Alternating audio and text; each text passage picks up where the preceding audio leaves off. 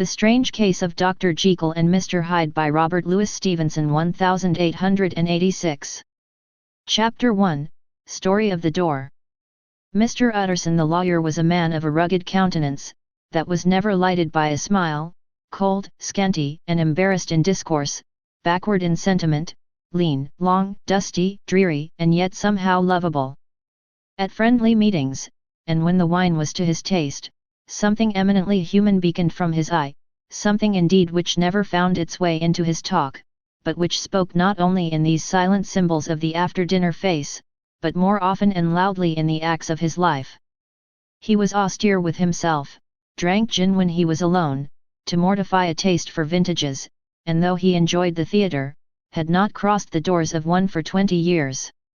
But he had an approved tolerance for others, sometimes wondering, almost with envy, at the high pressure of spirits involved in their misdeeds, and in any extremity inclined to help rather than to reprove. "I incline to Cain's heresy," he used to say. "I let my brother go to the devil in his quaintly own way." In this character, it was frequently his fortune to be the last reputable acquaintance and the last good influence in the lives of down-going men. And to such as these, so long as they came about his chambers, he never marked a shade of change in his demeanour. No doubt the feat was easy to Mr. Utterson, for he was undemonstrative at the best, and even his friendship seemed to be founded in a similar catholicity of good nature. It is the mark of a modest man to accept his friendly circle ready-made from the hands of opportunity, and that was the lawyer's way. His friends were those of his own blood or those whom he had known the longest. His affections, like ivy, were the growth of time, they implied no aptness in the object. Hence, no doubt, the bond that united him to Mr. Richard Enfield, his distant kinsman, the well-known man about town. It was a nut to crack for many, what these two could see in each other, or what subject they could find in common. It was reported by those who encountered them in their Sunday walks, that they said nothing, looked singularly dull, and would hail with obvious relief the appearance of a friend.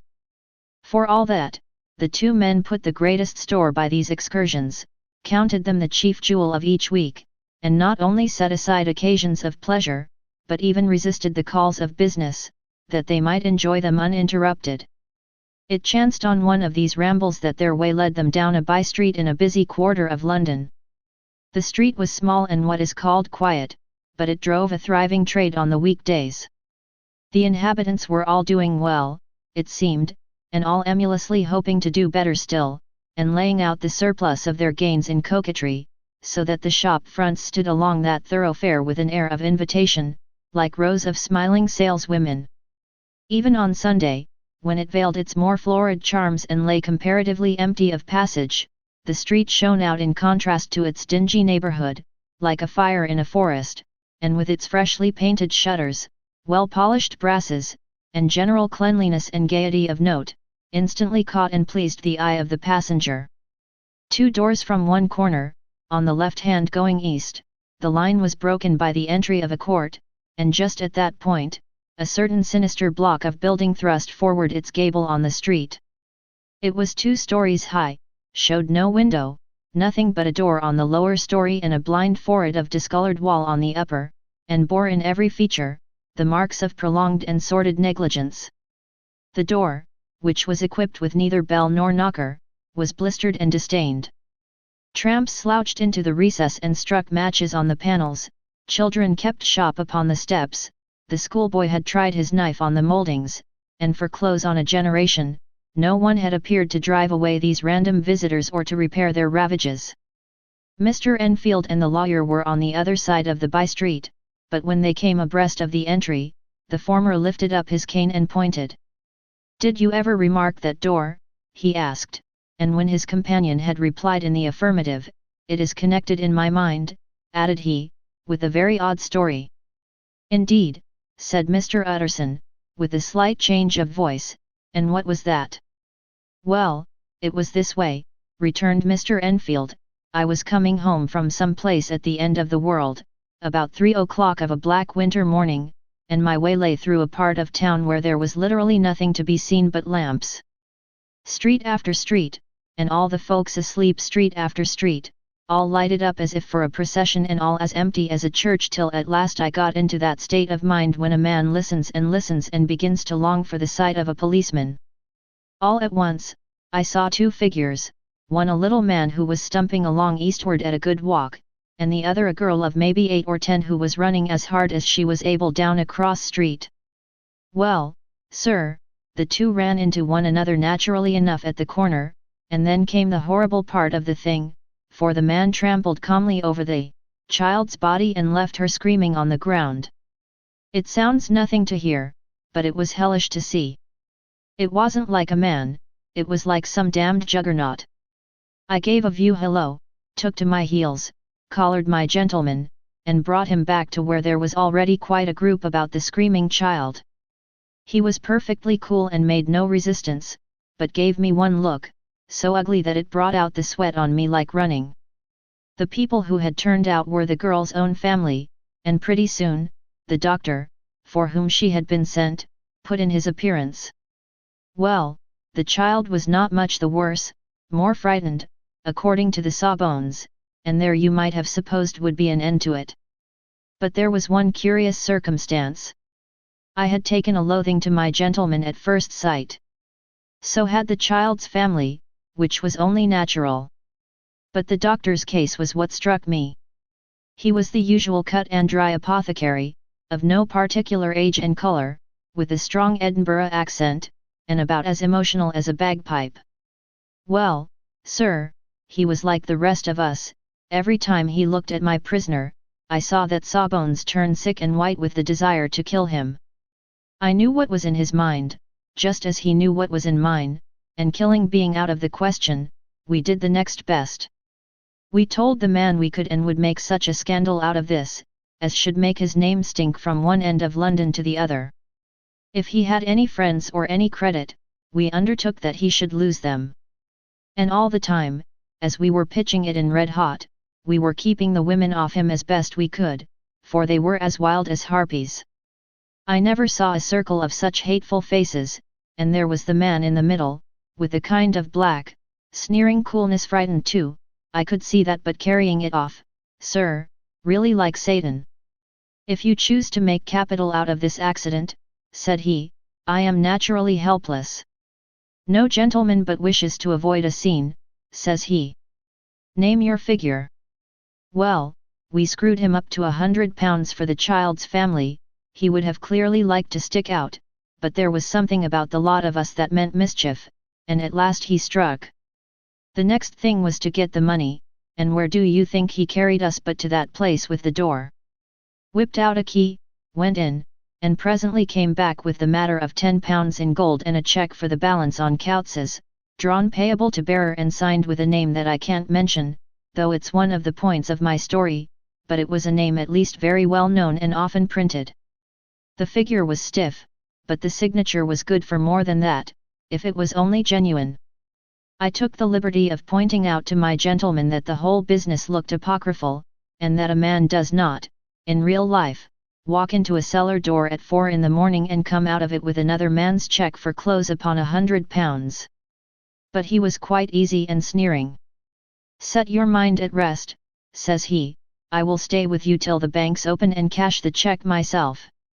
So we all set off, the doctor, and the child's father, and our friend and myself, and passed the rest of the night in my chambers, and next day, when we had breakfasted, went in a body to the bank. I gave in the cheque myself, and said I had every reason to believe it was a forgery. Not a bit of it. The cheque was genuine. Tut tut, said Mr. Utterson. I see you feel as I do, said Mr. Enfield. Yes, it's a bad story. For my man was a fellow that nobody could have to do with, a really damnable man, and the person that drew the cheque is the very pink of the proprieties, celebrated too, and, what makes it worse, one of your fellows who do what they call good blackmail, I suppose, an honest man paying through the nose for some of the capers of his youth. Blackmail House is what I call that place with the door, in consequence. Though even that, you know, is far from explaining all, he added, and with the words fell into a vein of musing. From this he was recalled by Mr. Utterson asking rather suddenly, "And you don't know if the drawer of the cheque lives there?" "A likely place, isn't it?" returned Mr. Enfield. "But I happen to have noticed his address. He lives in some square or other." "And you never asked about the place with the door?" said Mr. Utterson. "No, sir, I had a delicacy," was the reply. "I feel very strongly about putting questions, it partakes too much of the style of the Day of Judgment. You start a question, and it's like starting a stone.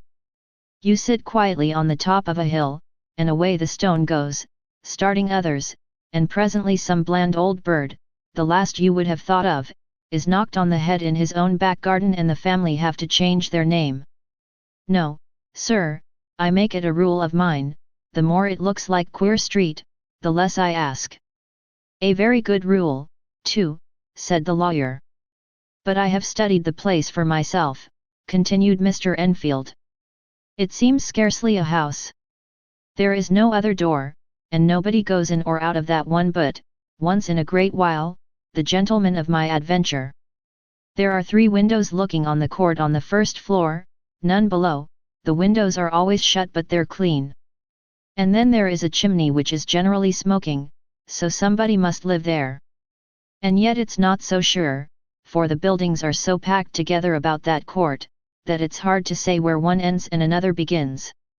The pair walked on again for a while in silence, and then, "Enfield," said Mr. Utterson, "that's a good rule of yours." "Yes, I think it is," returned Enfield. "But for all that," continued the lawyer, "there's one point I want to ask.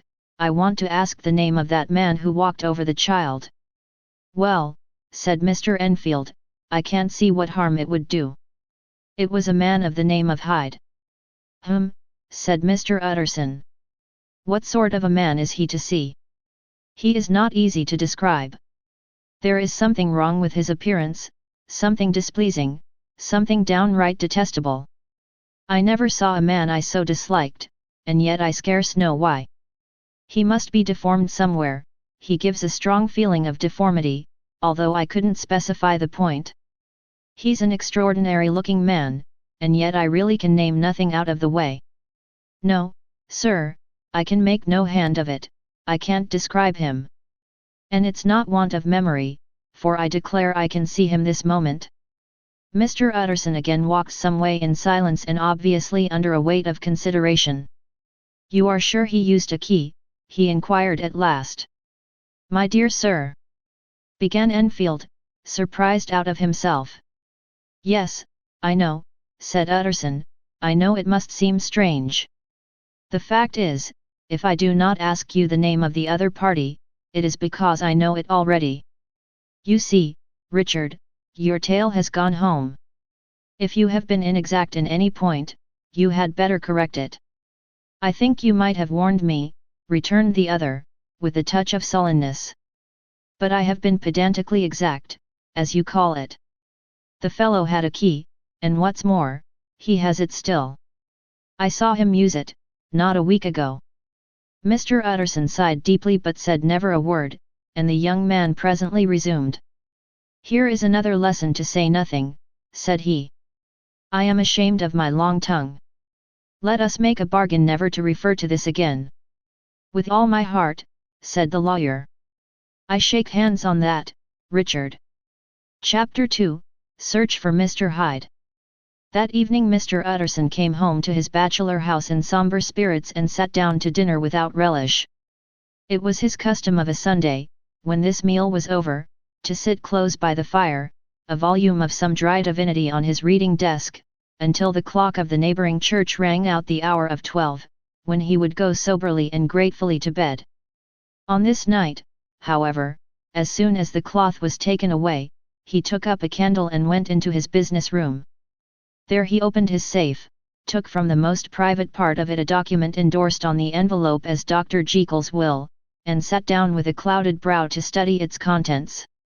The will was holograph, for Mr. Utterson, though he took charge of it now that it was made, had refused to lend the least assistance in the making of it.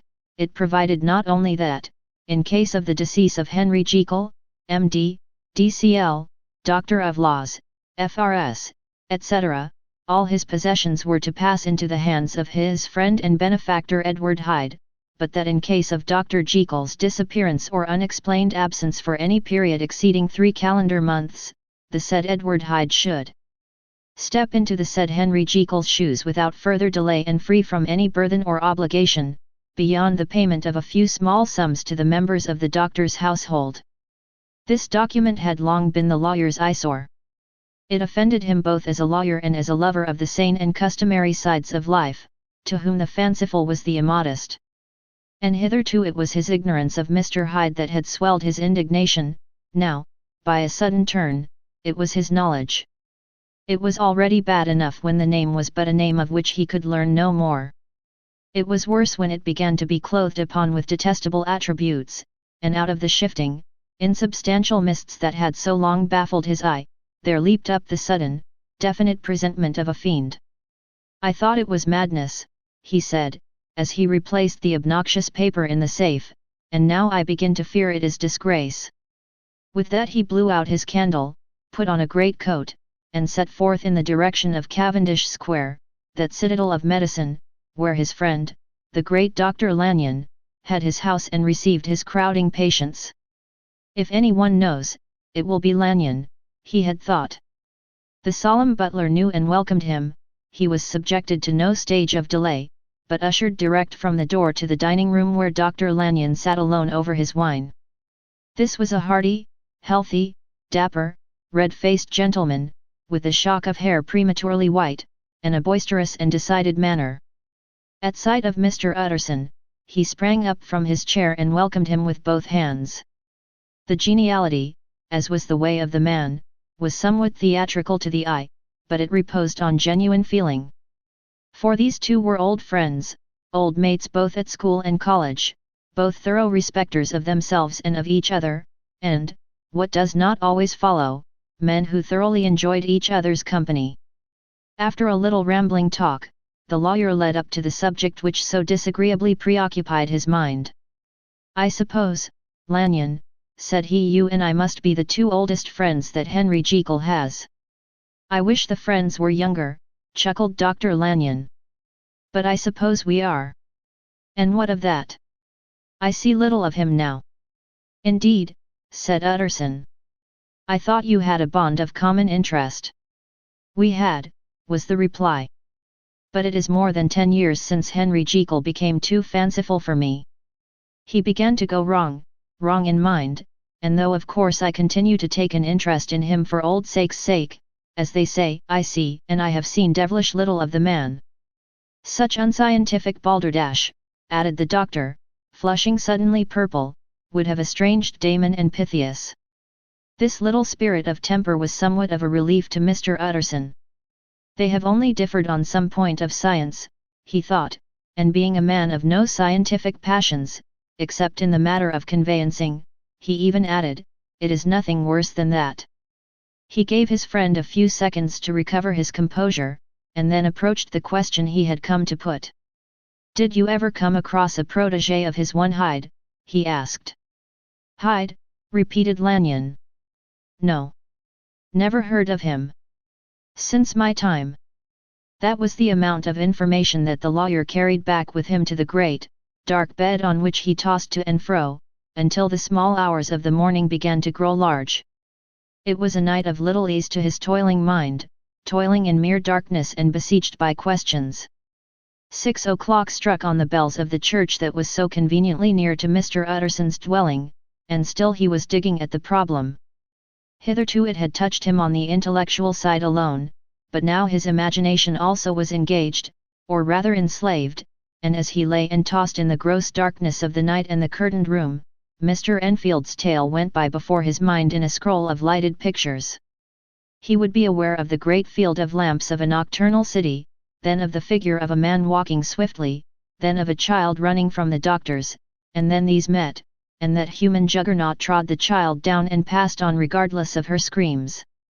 Or else he would see a room in a rich house, where his friend lay asleep, dreaming and smiling at his dreams, and then the door of that room would be opened, the curtains of the bed plucked apart, the sleeper recalled, and lo! There would stand by his side a figure to whom power was given, and even at that dead hour, he must rise and do its bidding. The figure in these two phases haunted the lawyer all night, and if at any time he dozed over, it was but to see it glide more stealthily through sleeping houses, or move the more swiftly and still the more swiftly, even to dizziness, through wider labyrinths of lamplight city, and at every street corner crush a child and leave her screaming.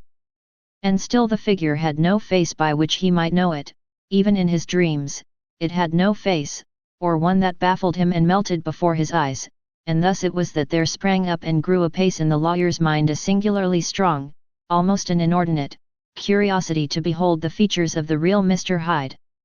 If he could but once set eyes on him, he thought the mystery would lighten and perhaps roll altogether away, as was the habit of mysterious things when well examined. He might see a reason for his friend's strange preference or bondage, call it which you please, and even for the startling clause of the will. At least it would be a face worth seeing, the face of a man who was without bowels of mercy, a face which had but to show itself to raise up, in the mind of the unimpressionable Enfield, a spirit of enduring hatred. From that time forward, Mr. Utterson began to haunt the door in the by-street of shops. In the morning before office hours, at noon when business was plenty, and time scarce, at night under the face of the fogged city moon, by all lights and at all hours of solitude or concourse, the lawyer was to be found on his chosen post. If he be Mr. Hyde, he had thought, I shall be Mr. Seek. And at last his patience was rewarded. It was a fine dry night, frost in the air, the streets as clean as a ballroom floor, the lamps, unshaken, by any wind, drawing a regular pattern of light and shadow. By 10 o'clock, when the shops were closed, the by-street was very solitary and, in spite of the low growl of London from all round, very silent. Small sounds carried far, domestic sounds out of the houses were clearly audible on either side of the roadway, and the rumour of the approach of any passenger preceded him by a long time. Mr. Utterson had been some minutes at his post, when he was aware of an odd, light footstep drawing near. In the course of his nightly patrols, he had long grown accustomed to the quaint effect with which the footfalls of a single person, while he is still a great way off, suddenly spring out distinct from the vast hum and clatter of the city. Yet his attention had never before been so sharply and decisively arrested, and it was with a strong, superstitious prevision of success that he withdrew into the entry of the court. The steps drew swiftly nearer, and swelled out suddenly louder as they turned the end of the street. The lawyer, looking forth from the entry, could soon see what manner of man he had to deal with. He was small and very plainly dressed, and the look of him, even at that distance, went somehow strongly against the watcher's inclination. But he made straight for the door, crossing the roadway to save time, and as he came, he drew a key from his pocket like one approaching home. Mr. Utterson stepped out and touched him on the shoulder as he passed. Mr. Hyde, I think. Mr. Hyde shrank back with a hissing intake of the breath. But his fear was only momentary, and though he did not look the lawyer in the face, he answered coolly enough, that is my name. What do you want? I see you are going in, returned the lawyer. I am an old friend of Dr. Jekyll's, Mr. Utterson of Gaunt Street. You must have heard my name, and meeting you so conveniently, I thought you might admit me. You will not find Dr. Jekyll, he is from home, replied Mr. Hyde, blowing in the key. And then suddenly, but still without looking up, how did you know me? He asked. On your side, said Mr. Utterson, will you do me a favour? With pleasure, replied the other. What shall it be? Will you let me see your face? Asked the lawyer. Mr. Hyde appeared to hesitate, and then, as if upon some sudden reflection, fronted about with an air of defiance, and the pair stared at each other pretty fixedly for a few seconds. Now I shall know you again, said Mr. Utterson. It may be useful. Yes, returned Mr. Hyde, it is as well we have met, and apropos, you should have my address. And he gave a number of a street in Soho. Good God, thought Mr. Utterson, can he, too, have been thinking of the will? But he kept his feelings to himself and only grunted in acknowledgement of the address. "And now," said the other, "how did you know me?" "By description," was the reply. "Whose description?" "We have common friends," said Mr. Utterson. "Common friends," echoed Mr. Hyde, a little hoarsely. "Who are they?" "Jekyll, for instance," said the lawyer. "He never told you," cried Mr. Hyde, with a flush of anger. "I did not think you would have lied." "Come," said Mr. Utterson, "that is not fitting language." The other snarled aloud into a savage laugh, and the next moment, with extraordinary quickness, he had unlocked the door and disappeared into the house. The lawyer stood a while when Mr. Hyde had left him, the picture of disquietude. Then he began slowly to mount the street, pausing every step or two and putting his hand to his brow like a man in mental perplexity. The problem he was thus debating as he walked, was one of a class that is rarely solved. Mr. Hyde was pale and dwarfish, he gave an impression of deformity without any nameable malformation, he had a displeasing smile, he had borne himself to the lawyer with a sort of murderous mixture of timidity and boldness, and he spoke with a husky, whispering and somewhat broken voice. All these were points against him, but not all of these together could explain the hitherto unknown disgust, loathing, and fear with which Mr. Utterson regarded him. "There must be something else," said the perplexed gentleman. "There is something more, if I could find a name for it.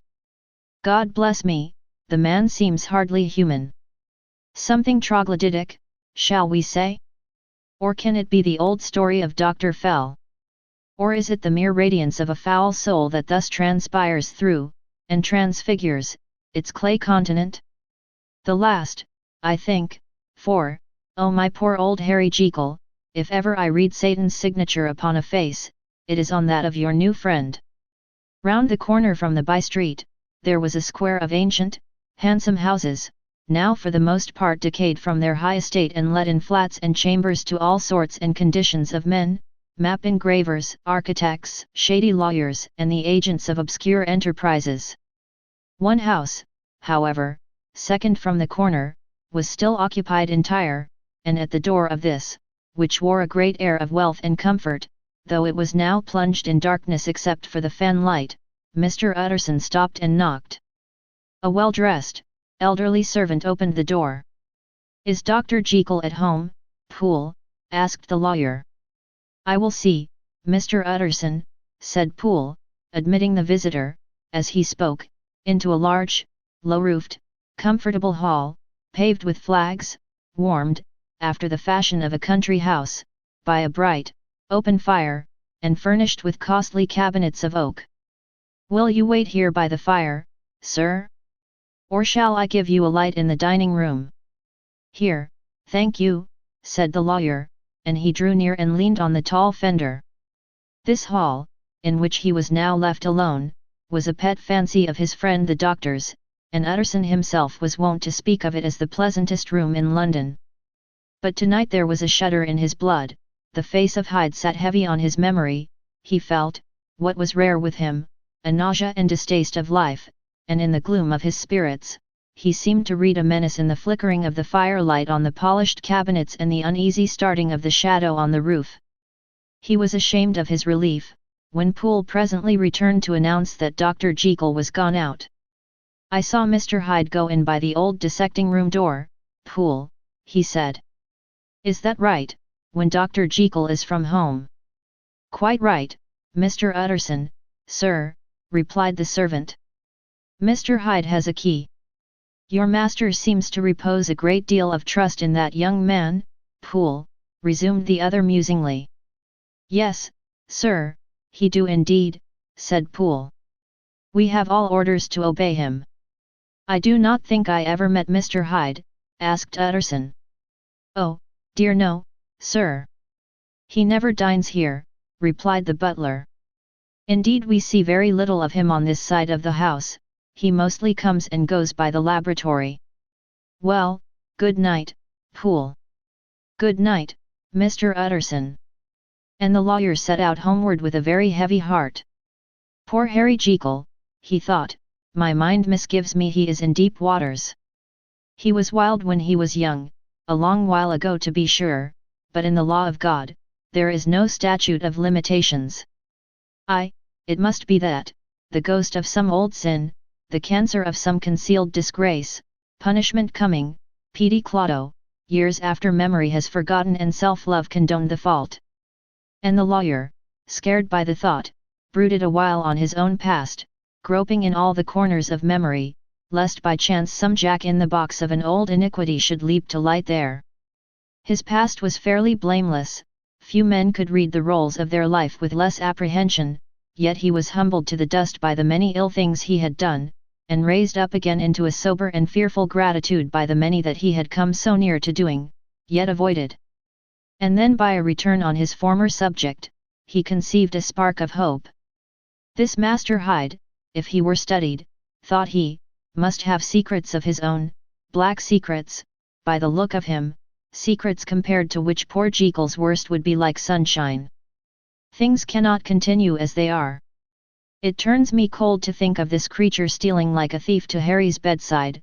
Poor Harry, what awakening! And the danger of it, for if this Hyde suspects the existence of the will, he may grow impatient to inherit. I must put my shoulder to the wheel if Jekyll will but let me, he added, if Jekyll will only let me. For once more he saw before his mind's eye, as clear as a transparency, the strange clauses of the will. Chapter 3, Dr. Jekyll was quite at ease. A fortnight later, by excellent good fortune, the doctor gave one of his pleasant dinners to some 5 or 6 old cronies, all intelligent, reputable men and all judges of good wine, and Mr. Utterson so contrived that he remained behind after the others had departed. This was no new arrangement, but a thing that had befallen many scores of times. Where Utterson was liked, he was liked well. Hosts loved to detain the dry lawyer, when the light-hearted and the loose-tongued had already their foot on the threshold, they liked to sit a while in his unobtrusive company, practicing for solitude, sobering their minds in the man's rich silence after the expense and strain of gaiety. To this rule, Dr. Jekyll was no exception, and as he now sat on the opposite side of the fire a large, well-made, smooth-faced man of 50, with something of a slyish cast perhaps, but every mark of capacity and kindness you could see by his looks that he cherished for Mr. Utterson a sincere and warm affection. "I have been wanting to speak to you, Jekyll," began the latter. "You know that will of yours." A close observer might have gathered that the topic was distasteful, but the doctor carried it off gaily. "My poor Utterson," said he, "you are unfortunate in such a client. I never saw a man so distressed as you were by my will, unless it were that hide-bound pedant, Lanyon, at what he called my scientific heresies. Oh, I know he's a good fellow, you needn't frown, an excellent fellow, and I always mean to see more of him, but a hide-bound pedant for all that, an ignorant, blatant pedant. I was never more disappointed in any man than Lanyon. You know I never approved of it," pursued Utterson, ruthlessly disregarding the fresh topic. "My will? Yes, certainly, I know that," said the doctor, a trifle sharply. "You have told me so." "Well, I tell you so again," continued the lawyer. "I have been learning something of young Hyde." The large handsome face of Dr. Jekyll grew pale to the very lips, and there came a blackness about his eyes. "I do not care to hear more," said he. "This is a matter I thought we had agreed to drop." "What I heard was abominable," said Utterson. "It can make no change." "You do not understand my position," returned the doctor, with a certain incoherency of manner. "I am painfully situated, Utterson. My position is a very strange one. It is one of those affairs that cannot be mended by talking." "Jekyll," said Utterson, "you know me, I am a man to be trusted. Make a clean breast of this in confidence, and I make no doubt I can get you out of it." "My good Utterson," said the doctor, "this is very good of you, this is downright good of you, and I cannot find words to thank you in. I believe you fully, I would trust you before any man alive, before myself, if I could make the choice, but indeed it isn't what you fancy, it is not so bad as that, and just to put your good heart at rest, I will tell you one thing, the moment I choose, I can be rid of Mr. Hyde. I give you my hand upon that, and I thank you again and again, and I will just add one little word, Utterson, that I'm sure you'll take in good part. This is a private matter, and I beg of you to let it sleep." Utterson reflected a little, looking in the fire. "I have no doubt you are perfectly right," he said at last, getting to his feet. "Well, but since we have touched upon this business, and for the last time I hope," continued the doctor, "there is one point I should like you to understand. I have really a very great interest in poor Hyde. I know you have seen him, he told me so, and I fear he was rude. But, I do sincerely take a very great interest in that young man, and if I am taken away, Utterson, I wish you to promise me that you will bear with him and get his rights for him. I think you would, if you knew all, and it would be a weight off my mind if you would promise." "I can't pretend that I shall ever like him," said the lawyer. "I don't ask that," pleaded Jekyll, laying his hand upon the other's arm. "I only ask for justice, I only ask you to help him for my sake, when I am no longer here." Utterson heaved an irrepressible sigh. "Well," said he, "I promise." Chapter 4, The Carew Murder Case. Nearly a year later, in the month of October 18th, London was startled by a crime of singular ferocity and rendered all the more notable by the high position of the victim. The details were few and startling. A maidservant living alone in a house not far from the river, had gone upstairs to bed about 11. Although a fog rolled over the city in the small hours, the early part of the night was cloudless, and the lane, which the maid's window overlooked, was brilliantly lit by the full moon. It seems she was romantically given, for she sat down upon her box, which stood immediately under the window, and fell into a dream of musing. Never, she used to say, with streaming tears, when she narrated that experience, never had she felt more at peace with all men or thought more kindly of the world.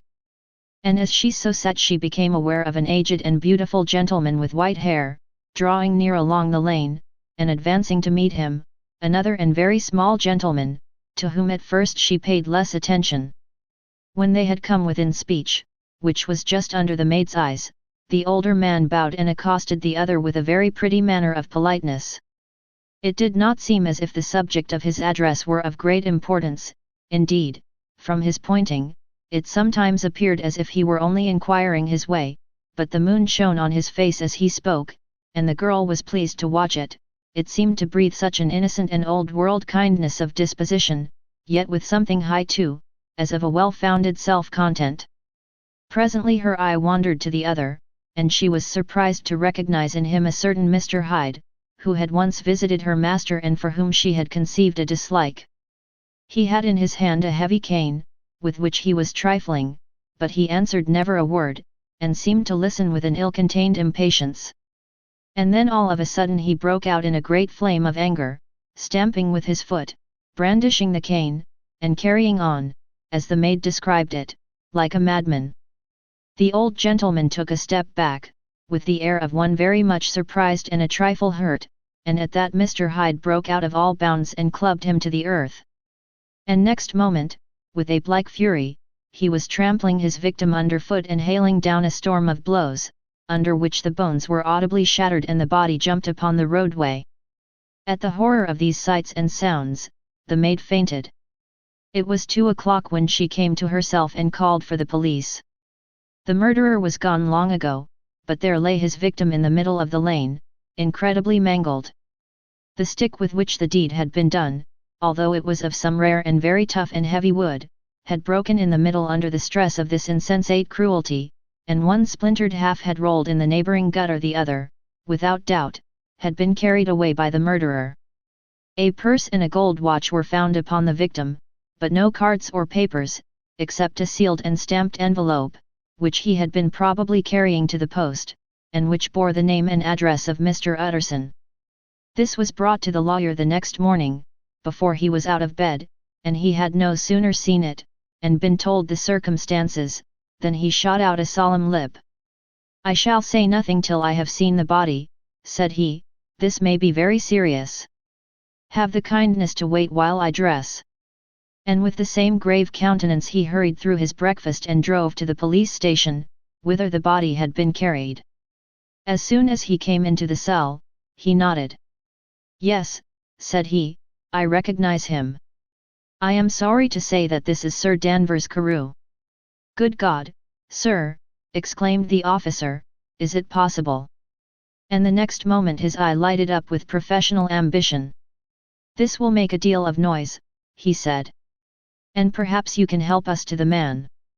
And he briefly narrated what the maid had seen, and showed the broken stick. Mr. Utterson had already quailed at the name of Hyde, but when the stick was laid before him, he could doubt no longer. Broken and battered as it was, he recognized it for one that he had himself presented many years before to Henry Jekyll. "Is this Mr. Hyde a person of small stature?" he inquired. "Particularly small and particularly wicked-looking, is what the maid calls him," said the officer. Mr. Utterson reflected, and then, raising his head, "If you will come with me in my cab," he said, "I think I can take you to his house." It was by this time about 9 in the morning, and the first fog of the season. A great chocolate-coloured pall lowered over heaven, but the wind was continually charging and rooting these embattled vapours, so that as the cab crawled from street to street, Mr. Utterson beheld a marvellous number of degrees and hues of twilight, for here it would be dark like the back end of evening, and there would be a glow of a rich, lurid brown, like the light of some strange conflagration, and here, for a moment, the fog would be quite broken up, and a haggard shaft of daylight would glance in between the swirling wreaths. The dismal quarter of Soho seen under these changing glimpses, with its muddy ways, and slatternly passengers, and its lamps, which had never been extinguished or had been kindled afresh to combat this mournful re-invasion of darkness, seemed, in the lawyer's eyes, like a district of some city in a nightmare. The thoughts of his mind, besides, were of the gloomiest dye, and when he glanced at the companion of his drive, he was conscious of some touch of that terror of the law and the law's officers, which may at times assail the most honest. As the cab drew up before the address indicated, the fog lifted a little and showed him a dingy street, a gin palace, a low French eating house, a shop for the retail of penny numbers and two-penny salads, many ragged children huddled in the doorways, and many women of different nationalities passing out, key in hand, to have a morning glass, and the next moment the fog settled down again upon that part, as brown as umber, and cut him off from his blackguardly surroundings. This was the home of Henry Jekyll's favourite, of a man who was heir to 250,000 sterling. An ivory-faced and silvery-haired old woman opened the door. She had an evil face, smoothed by hypocrisy, but her manners were excellent. "Yes," she said, "this was Mr. Hyde's, but he was not at home. He had been in that night very late, but had gone away again in less than an hour. There was nothing strange in that. His habits were very irregular, and he was often absent. For instance, it was nearly 2 months since she had seen him till yesterday."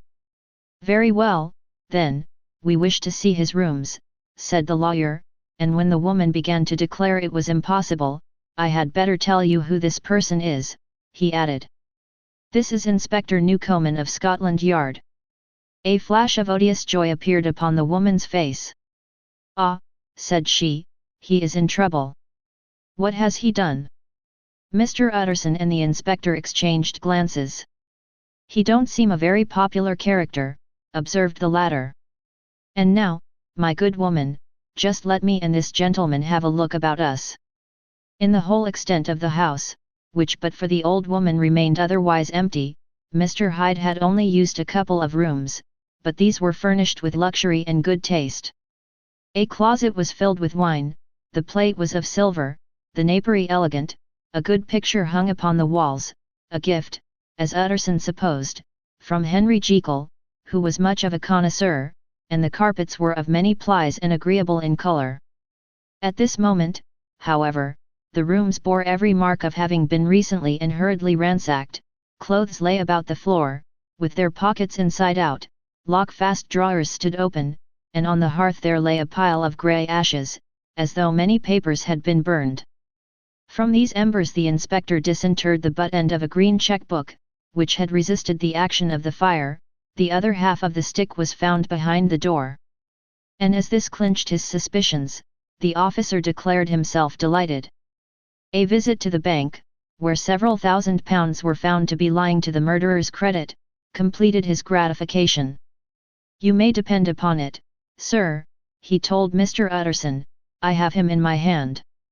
He must have lost his head, or he never would have left the stick or, above all, burned the checkbook. Why, money's life to the man. We have nothing to do but wait for him at the bank, and get out the handbills."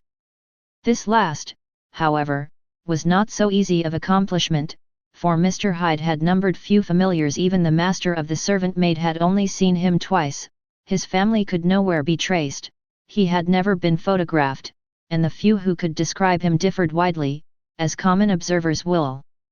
Only on one point were they agreed, and that was the haunting sense of unexpressed deformity with which the fugitive impressed his beholders. Chapter 5 Incident of the Letter. It was late in the afternoon, when Mr. Utterson found his way to Dr. Jekyll's door, where he was at once admitted by Poole, and carried down by the kitchen offices and across a yard which had once been a garden, to the building which was indifferently known as the laboratory or the dissecting rooms. The doctor had bought the house from the heirs of a celebrated surgeon, and his own tastes being rather chemical than anatomical, had changed the destination of the block at the bottom of the garden. It was the first time that the lawyer had been received in that part of his friend's quarters, and he eyed the dingy, windowless structure with curiosity, and gazed round with a distasteful sense of strangeness as he crossed the theatre, once crowded with eager students and now lying gaunt and silent, the tables laden with chemical apparatus, the floor strewn with crates and littered with packing straw, and the light falling dimly through the foggy cupola. At the further end, a flight of stairs mounted to a door covered with red baize, and through this, Mr. Utterson was at last received into the doctor's cabinet.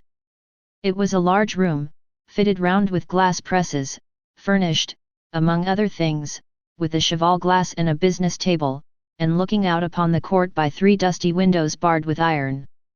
A fire burned in the grate, a lamp was set lighted on the chimney shelf, for even in the houses the fog began to lie thickly, and there, close up to the warmth, sat Dr. Jekyll, looking deadly sick.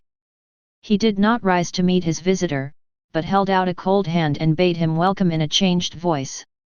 "And now," said Mr. Utterson, as soon as Poole had left them, "you have heard the news." The doctor shuddered. "They were crying it in the square," he said. "I heard them in my dining room." "One word," said the lawyer. "Carew was my client, but so are you, and I want to know what I am doing. You have not been mad enough to hide this fellow." "Utterson, I swear to God," cried the doctor, "I swear to God I will never set eyes on him again. I bind my honor to you that I am done with him in this world. It is all at an end. And indeed he does not want my help, you do not know him as I do, he is safe, he is quite safe, mark my words, he will never more be heard of." The lawyer listened gloomily, he did not like his friend's feverish manner. "You seem pretty sure of him," said he, "and for your sake, I hope you may be right. If it came to a trial, your name might appear." "I am quite sure of him," replied Jekyll, "I have grounds for certainty that I cannot share with anyone. But there is one thing on which you may advise me. I have received a letter, and I am at a loss whether I should show it to the police. I should like to leave it in your hands, Utterson, you would judge wisely, I am sure, I have so great a trust in you." "You fear, I suppose, that it might lead to his detection?" asked the lawyer. "No," said the other. "I cannot say that I care what becomes of Hyde, I am quite done with him. I was thinking of my own character, which this hateful business has rather exposed."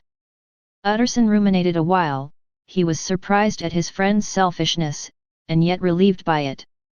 "Well," said he, at last, "let me see the letter."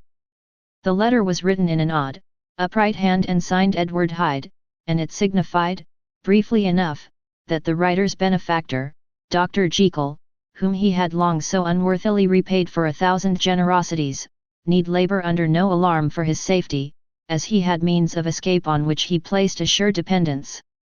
The lawyer liked this letter well enough, it put a better color on the intimacy than he had looked for, and he blamed himself for some of his past suspicions. "Have you the envelope?" he asked. "I burned it," replied Jekyll, "before I thought what I was about. But it bore no postmark. The note was handed in." "Shall I keep this and sleep upon it?" asked Utterson. "I wish you to judge for me entirely," was the reply. "I have lost confidence in myself." "Well, I shall consider," returned the lawyer. "And now one word more, it was Hyde who dictated the terms in your will about that disappearance." The doctor seemed seized with a qualm of faintness, he shut his mouth tight and nodded. "I knew it," said Utterson. "He meant to murder you. You have had a fine escape."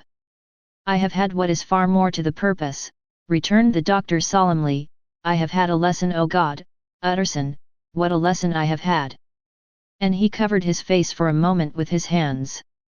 On his way out, the lawyer stopped and had a word or two with Poole. "By the by," said he, "there was a letter handed in today, what was the messenger like?" But Poole was positive nothing had come except by post, and only circulars by that, he added. This news sent off the visitor with his fears renewed. Plainly the letter had come by the laboratory door, possibly, indeed, it had been written in the cabinet, and if that were so, it must be differently judged, and handled with the more caution. The newsboys, as he went, were crying themselves hoarse along the footways, special edition. Shocking murder of an MP. That was the funeral oration of one friend and client, and he could not help a certain apprehension lest the good name of another should be sucked down in the eddy of the scandal. It was, at least, a ticklish decision that he had to make, and self-reliant as he was by habit, he began to cherish a longing for advice. It was not to be had directly, but perhaps, he thought, it might be fished for. Presently after, he sat on one side of his own hearth, with Mr. Guest, his head clerk, upon the other, and midway between, at a nicely calculated distance from the fire, a bottle of a particular old wine that had long dwelt unsunned in the foundations of his house. The fog still slept on the wing above the drowned city, where the lamps glimmered like carbuncles, and through the muffle and smother of these fallen clouds, the procession of the town's life was still rolling in through the great arteries with a sound as of a mighty wind. But the room was gay with firelight. In the bottle the acids were long ago resolved, the imperial dye had softened with time, as the colour grows richer in stained windows, and the glow of hot autumn afternoons on hillside vineyards was ready to be set free and to disperse the fogs of London. Insensibly the lawyer melted. There was no man from whom he kept fewer secrets than Mr. Guest, and he was not always sure that he kept as many as he meant. Guest had often been on business to the doctors, he knew Poole, he could scarce have failed to hear of Mr. Hyde's familiarity about the house, he might draw conclusions, was it not as well, then, that he should see a letter which put that mystery to rights? And above all, since Guest, being a great student and critic of handwriting, would consider the step natural and obliging? The clerk, besides, was a man of counsel, he would scarce read so strange a document without dropping a remark, and by that remark Mr. Utterson might shape his future course. "This is a sad business about Sir Danvers," he said. "Yes, sir, indeed. It has elicited a great deal of public feeling," returned Guest. "The man, of course, was mad." "I should like to hear your views on that," replied Utterson. "I have a document here in his handwriting, it is between ourselves, for I scarce know what to do about it, it is an ugly business at the best. But there it is, quite in your way, a murderer's autograph." Guest's eyes brightened, and he sat down at once and studied it with passion. "No, sir," he said, "not mad, but it is an odd hand." "And by all accounts a very odd writer," added the lawyer. Just then the servant entered with a note. "Is that from Dr. Jekyll, sir?" inquired the clerk. "I thought I knew the writing." "Anything private, Mr. Utterson?" "Only an invitation to dinner." "Why? Do you want to see it?" "One moment." "I thank you, sir," and the clerk laid the 2 sheets of paper alongside and sedulously compared their contents. "Thank you, sir," he said at last, returning both. "It's a very interesting autograph." There was a pause, during which Mr. Utterson struggled with himself. "Why did you compare them, guest?" he inquired suddenly. "Well, sir," returned the clerk, "there's a rather singular resemblance. The 2 hands are in many points identical, only differently sloped." "Rather quaint," said Utterson. "It is, as you say, rather quaint," returned Guest. "I wouldn't speak of this note, you know," said the master. "No, sir," said the clerk. "I understand." But no sooner was Mr. Utterson alone that night than he locked the note into his safe, where it reposed from that time forward. "What?" he thought. "Henry Jekyll forged for a murderer." And his blood ran cold in his veins. Chapter 6 Incident of Dr. Lanyon.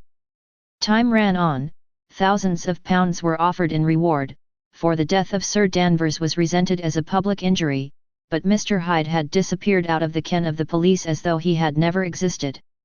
Much of his past was unearthed, indeed, and all disreputable tales came out of the man's cruelty, at once so callous and violent, of his vile life, of his strange associates, of the hatred that seemed to have surrounded his career, but of his present whereabouts, not a whisper. From the time he had left the house in Soho on the morning of the murder, he was simply blotted out, and gradually, as time drew on, Mr. Utterson began to recover from the hotness of his alarm, and to grow more at quiet with himself. The death of Sir Danvers was, to his way of thinking, more than paid for by the disappearance of Mr. Hyde.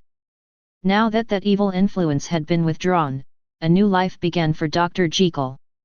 He came out of his seclusion, renewed relations with his friends, became once more their familiar guest and entertainer, and whilst he had always been known for charities, he was now no less distinguished for religion. He was busy, he was much in the open air, he did good, his face seemed to open and brighten, as if with an inward consciousness of service, and for more than 2 months, the doctor was at peace. On the 8th of January Utterson had dined at the doctor's with a small party. Lanyon had been there, and the face of the host had looked from one to the other as in the old days when the trio were inseparable friends. On the 12th, and again on the 14th, the door was shut against the lawyer. The doctor was confined to the house, Poole said, and saw no one. On the 15th, he tried again, and was again refused, and having now been used for the last 2 months to see his friend almost daily, he found this return of solitude to weigh upon his spirits. The 5th night he had in Guest to dine with him, and the 6th he betook himself to Dr. Lanyon's.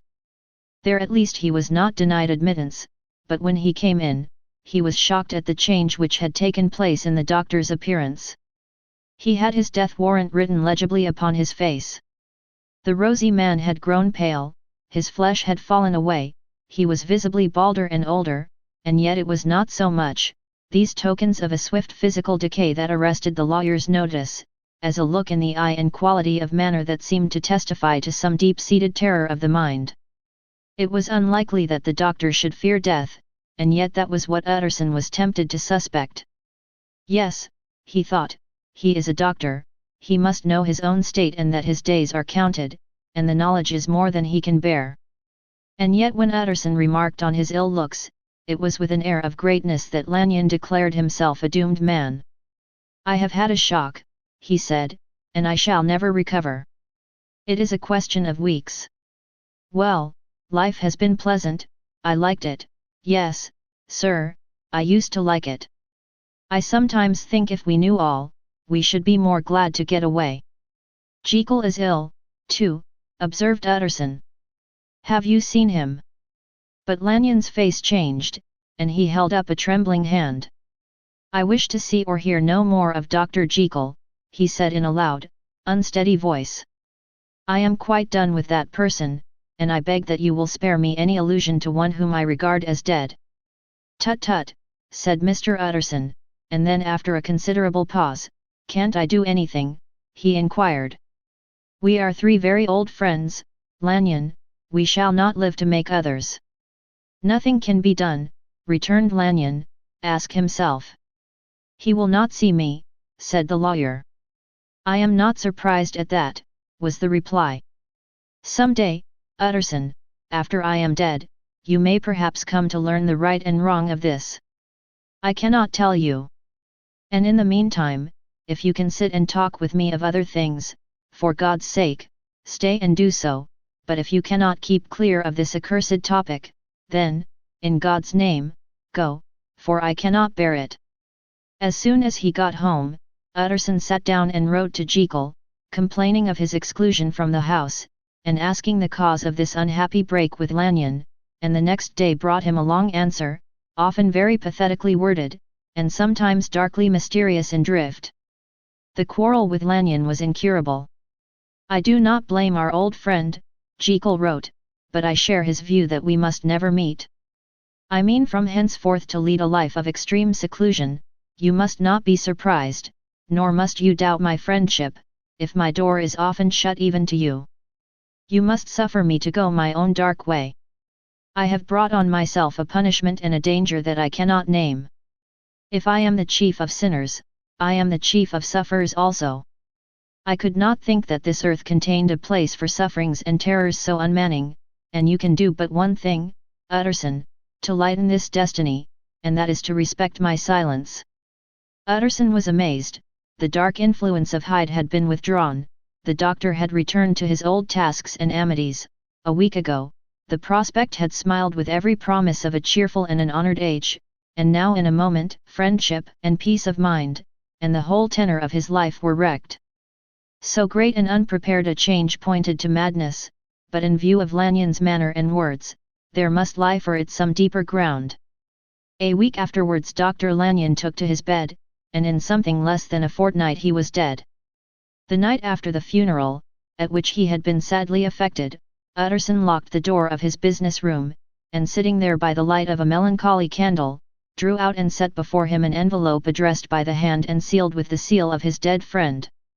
Private, for the hands of G.J. Utterson alone and in case of his predeceased to be destroyed unread, so it was emphatically superscribed, and the lawyer dreaded to behold the contents. I have buried one friend today, he thought, what if this should cost me another? And then he condemned the fear as a disloyalty, and broke the seal. Within there was another enclosure, likewise sealed, and marked upon the cover as not to be opened till the death or disappearance of Dr. Henry Jekyll. Utterson could not trust his eyes. Yes, it was disappearance, here again, as in the mad will which he had long ago restored to its author. Here again were the idea of a disappearance and the name of Henry Jekyll bracketed. But in the will, that idea had sprung from the sinister suggestion of the man Hyde, it was set there with a purpose all too plain and horrible. Written by the hand of Lanyon, what should it mean? A great curiosity came on the trustee, to disregard the prohibition and dive at once to the bottom of these mysteries, but professional honour and faith to his dead friend were stringent obligations, and the packet slept in the inmost corner of his private safe. It is one thing to mortify curiosity, another to conquer it, and it may be doubted if, from that day forth, Utterson desired the society of his surviving friend with the same eagerness. He thought of him kindly, but his thoughts were disquieted and fearful. He went to call indeed, but he was perhaps relieved to be denied admittance, perhaps, in his heart, he preferred to speak with Poole upon the doorstep and surrounded by the air and sounds of the open city, rather than to be admitted into that house of voluntary bondage, and to sit and speak with its inscrutable recluse. Poole had, indeed, no very pleasant news to communicate. The doctor, it appeared, now more than ever confined himself to the cabinet over the laboratory, where he would sometimes even sleep. He was out of spirits, he had grown very silent, he did not read, it seemed as if he had something on his mind. Utterson became so used to the unvarying character of these reports, that he fell off little by little in the frequency of his visits. Chapter 7 Incident at the Window. It chanced on Sunday, when Mr. Utterson was on his usual walk with Mr. Enfield, that their way lay once again through the by-street, and that when they came in front of the door, both stopped to gaze on it. "Well," said Enfield, that story's at an end at least. We shall never see more of Mr. Hyde. I hope not, said Utterson. Did I ever tell you that I once saw him, and shared your feeling of repulsion? It was impossible to do the one without the other, returned Enfield. And by the way, what an ass you must have thought me, not to know that this was a back way to Dr. Jekyll's. It was partly your own fault that I found it out, even when I did. So you found it out, did you? Said Utterson. But if that be so, we may step into the court and take a look at the windows. To tell you the truth, I am uneasy about poor Jekyll, and even outside, I feel as if the presence of a friend might do him good. The court was very cool and a little damp, and full of premature twilight, although the sky, high up overhead, was still bright with sunset. The middle one of the three windows was halfway open, and sitting close beside it, taking the air with an infinite sadness of mien, like some disconsolate prisoner, Utterson saw Dr. Jekyll. What? Jekyll, he cried. I trust you are better. I am very low, Utterson, replied the doctor, drearily, very low. It will not last long, thank God. You stay too much indoors, said the lawyer. You should be out, whipping up the circulation like Mr. Enfield and me. This is my cousin Mr. Enfield, Dr. Jekyll. Come, now, get your hat and take a quick turn with us. You are very good, sighed the other. I should like to very much, but no, it is quite impossible, I dare not. But indeed, Utterson, I am very glad to see you, this is really a great pleasure. I would ask you and Mr. Enfield up, but the place is really not fit. Why then, said the lawyer, good-naturedly, the best thing we can do is to stay down here and speak with you from where we are. That is just what I was about to venture to propose, returned the doctor with a smile. But the words were hardly uttered, before the smile was struck out of his face and succeeded by an expression of such abject terror and despair, as froze the very blood of the two gentlemen below. They saw it but for a glimpse, for the window was instantly thrust down, but that glimpse had been sufficient, and they turned and left the court without a word. In silence, too, they traversed the by-street, and it was not until they had come into a neighbouring thoroughfare, where even upon a Sunday there were still some stirrings of life, that Mr. Utterson at last turned and looked at his companion. They were both pale, and there was an answering horror in their eyes. God forgive us, said Mr. Utterson. But Mr. Enfield only nodded his head very seriously and walked on once more in silence.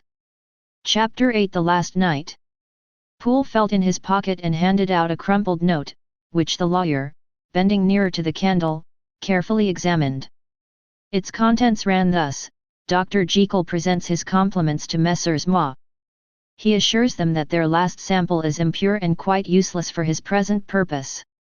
In the year 18, Dr. J purchased a somewhat large quantity from Messrs. M.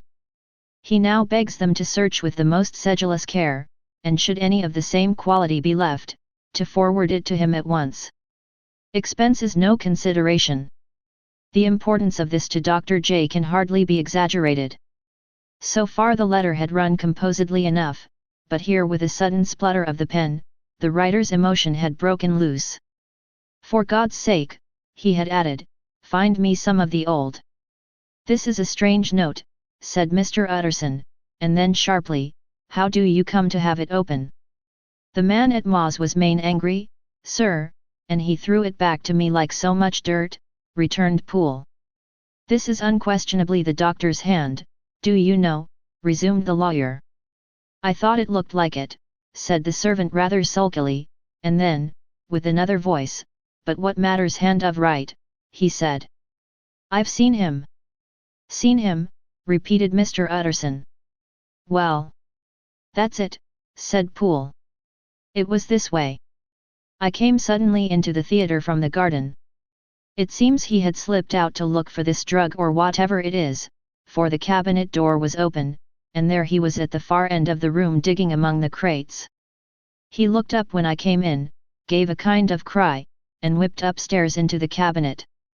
It was but for 1 minute that I saw him, but the hair stood upon my head like quills. Sir, if that was my master, why had he a mask upon his face? If it was my master, why did he cry out like a rat, and run from me? I have served him long enough. And then? The man paused and passed his hand over his face. These are all very strange circumstances, said Mr. Utterson, but I think I begin to see daylight. Your master, Poole, is plainly seized with one of those maladies that both torture and deform the sufferer, hence, for aught I know, the alteration of his voice, hence the mask and the avoidance of his friends, hence his eagerness to find this drug, by means of which the poor soul retains some hope of ultimate recovery. God grant that he be not deceived. There is my explanation. It is sad enough, Poole, and appalling to consider, but it is plain and natural, hangs well together, and delivers us from all exorbitant alarms. Sir, said the butler, turning to a sort of mottled pallor, that thing was not my master, and there's the truth. My master here, he looked round him and began to whisper, is a tall, fine build of a man, and this was more of a dwarf. Utterson attempted to protest. Oh, sir, cried Poole, do you think I do not know my master after 20 years? Do you think I do not know where his head comes to in the cabinet door, where I saw him every morning of my life? No, sir, that thing in the mask was never Dr. Jekyll. God knows what it was, but it was never Dr. Jekyll, and it is the belief of my heart that there was murder done. Poole, replied the lawyer, if you say that, it will become my duty to make certain. Much as I desire to spare your master's feelings, much as I am puzzled by this note which seems to prove him to be still alive, I shall consider it my duty to break in that door. Ah, Mr. Utterson, that's talking, cried the butler. And now comes the second question, resumed Utterson, who is going to do it? Why, you and me, was the undaunted reply. That's very well said, returned the lawyer, and whatever comes of it, I shall make it my business to see you are no loser.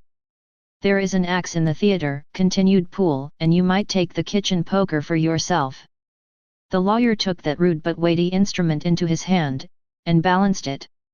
Do you know, Poole, he said, looking up, that you and I are about to place ourselves in a position of some peril? You may say so, sir, indeed, returned the butler. It is well, then, that we should be frank, said the other. We both think more than we have said, let us make a clean breast. This masked figure that you saw, did you recognize it? Well, sir, it went so quick, and the creature was so doubled up, that I could hardly swear to that, was the answer. But if you mean, was it Mr. Hyde? Why, yes, I think it was. You see, it was much of the same bigness, and it had the same quick, light way with it, and then who else could have got in by the laboratory door?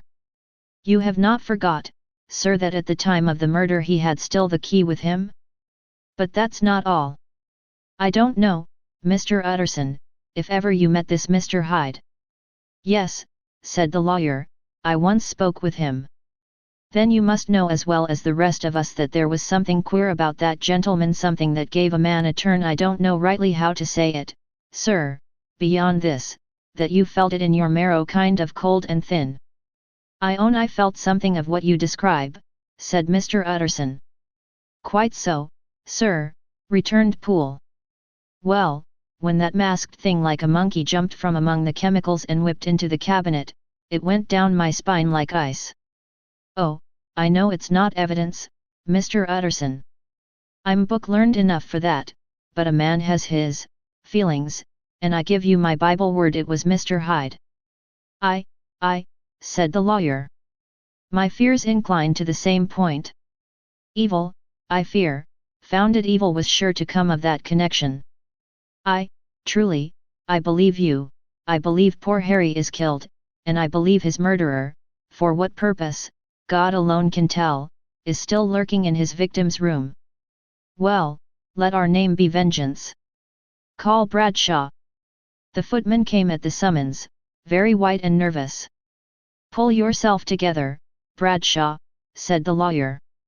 This suspense, I know, is telling upon all of you, but it is now our intention to make an end of it. Poole, here, and I are going to force our way into the cabinet.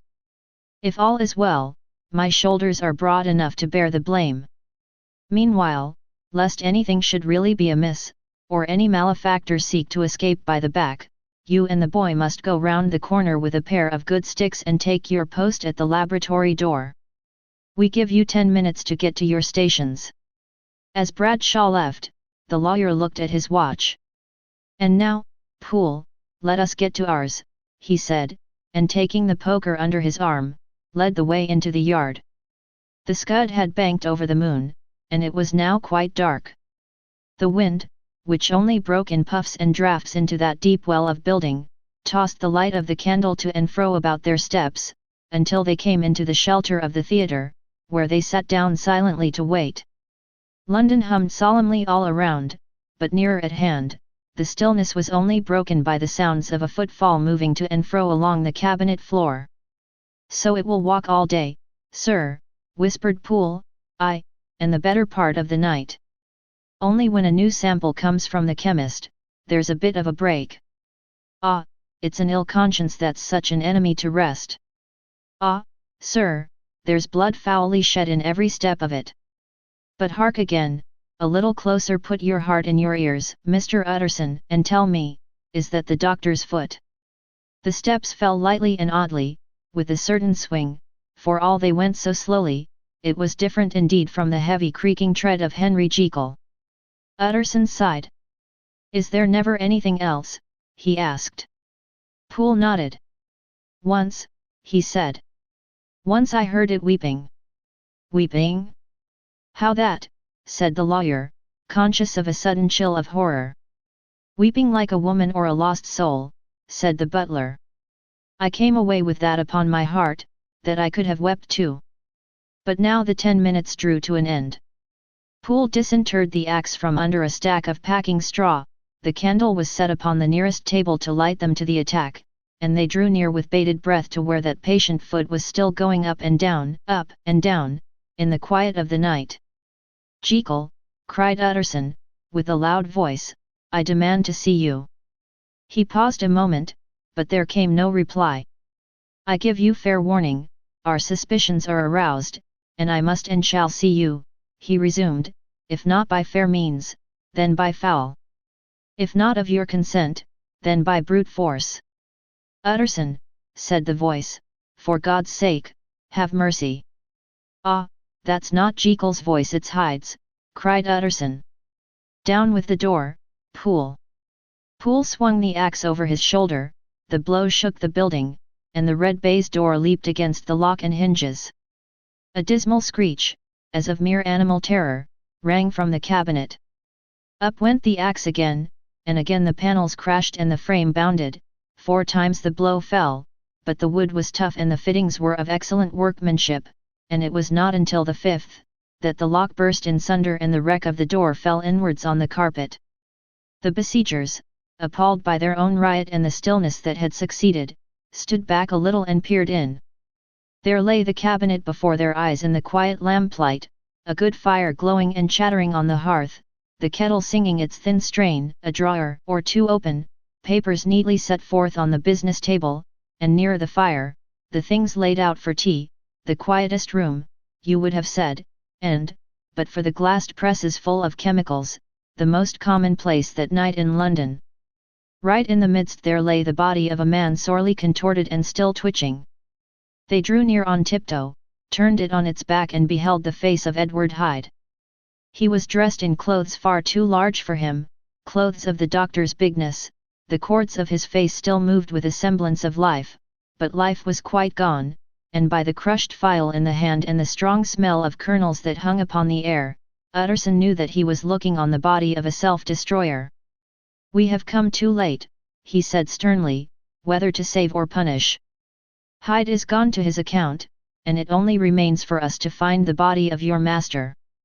The far greater proportion of the building was occupied by the theatre, which filled almost the whole ground story and was lighted from above, and by the cabinet, which formed an upper story at one end and looked upon the court.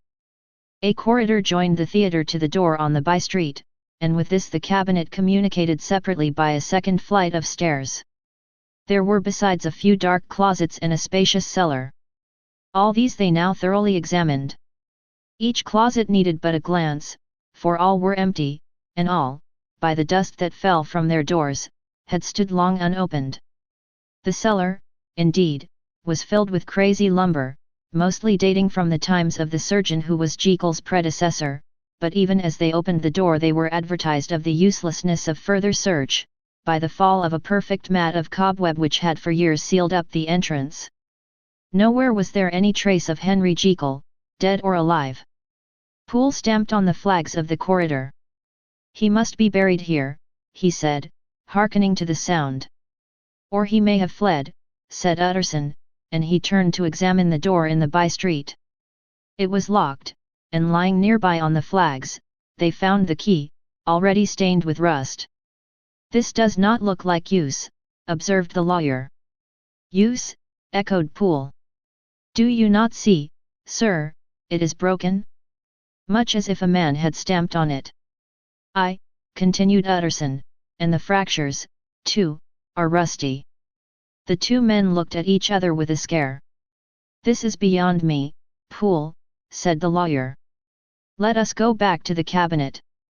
They mounted the stair in silence, and still with an occasional awestruck glance at the dead body, proceeded more thoroughly to examine the contents of the cabinet. At one table, there were traces of chemical work, various measured heaps of some white salt being laid on glass saucers, as though for an experiment in which the unhappy man had been prevented. "That is the same drug that I was always bringing him," said Poole, and even as he spoke, the kettle with a startling noise boiled over. This brought them to the fireside, where the easy chair was drawn cosily up, and the tea-things stood ready to the sitter's elbow, the very sugar in the cup.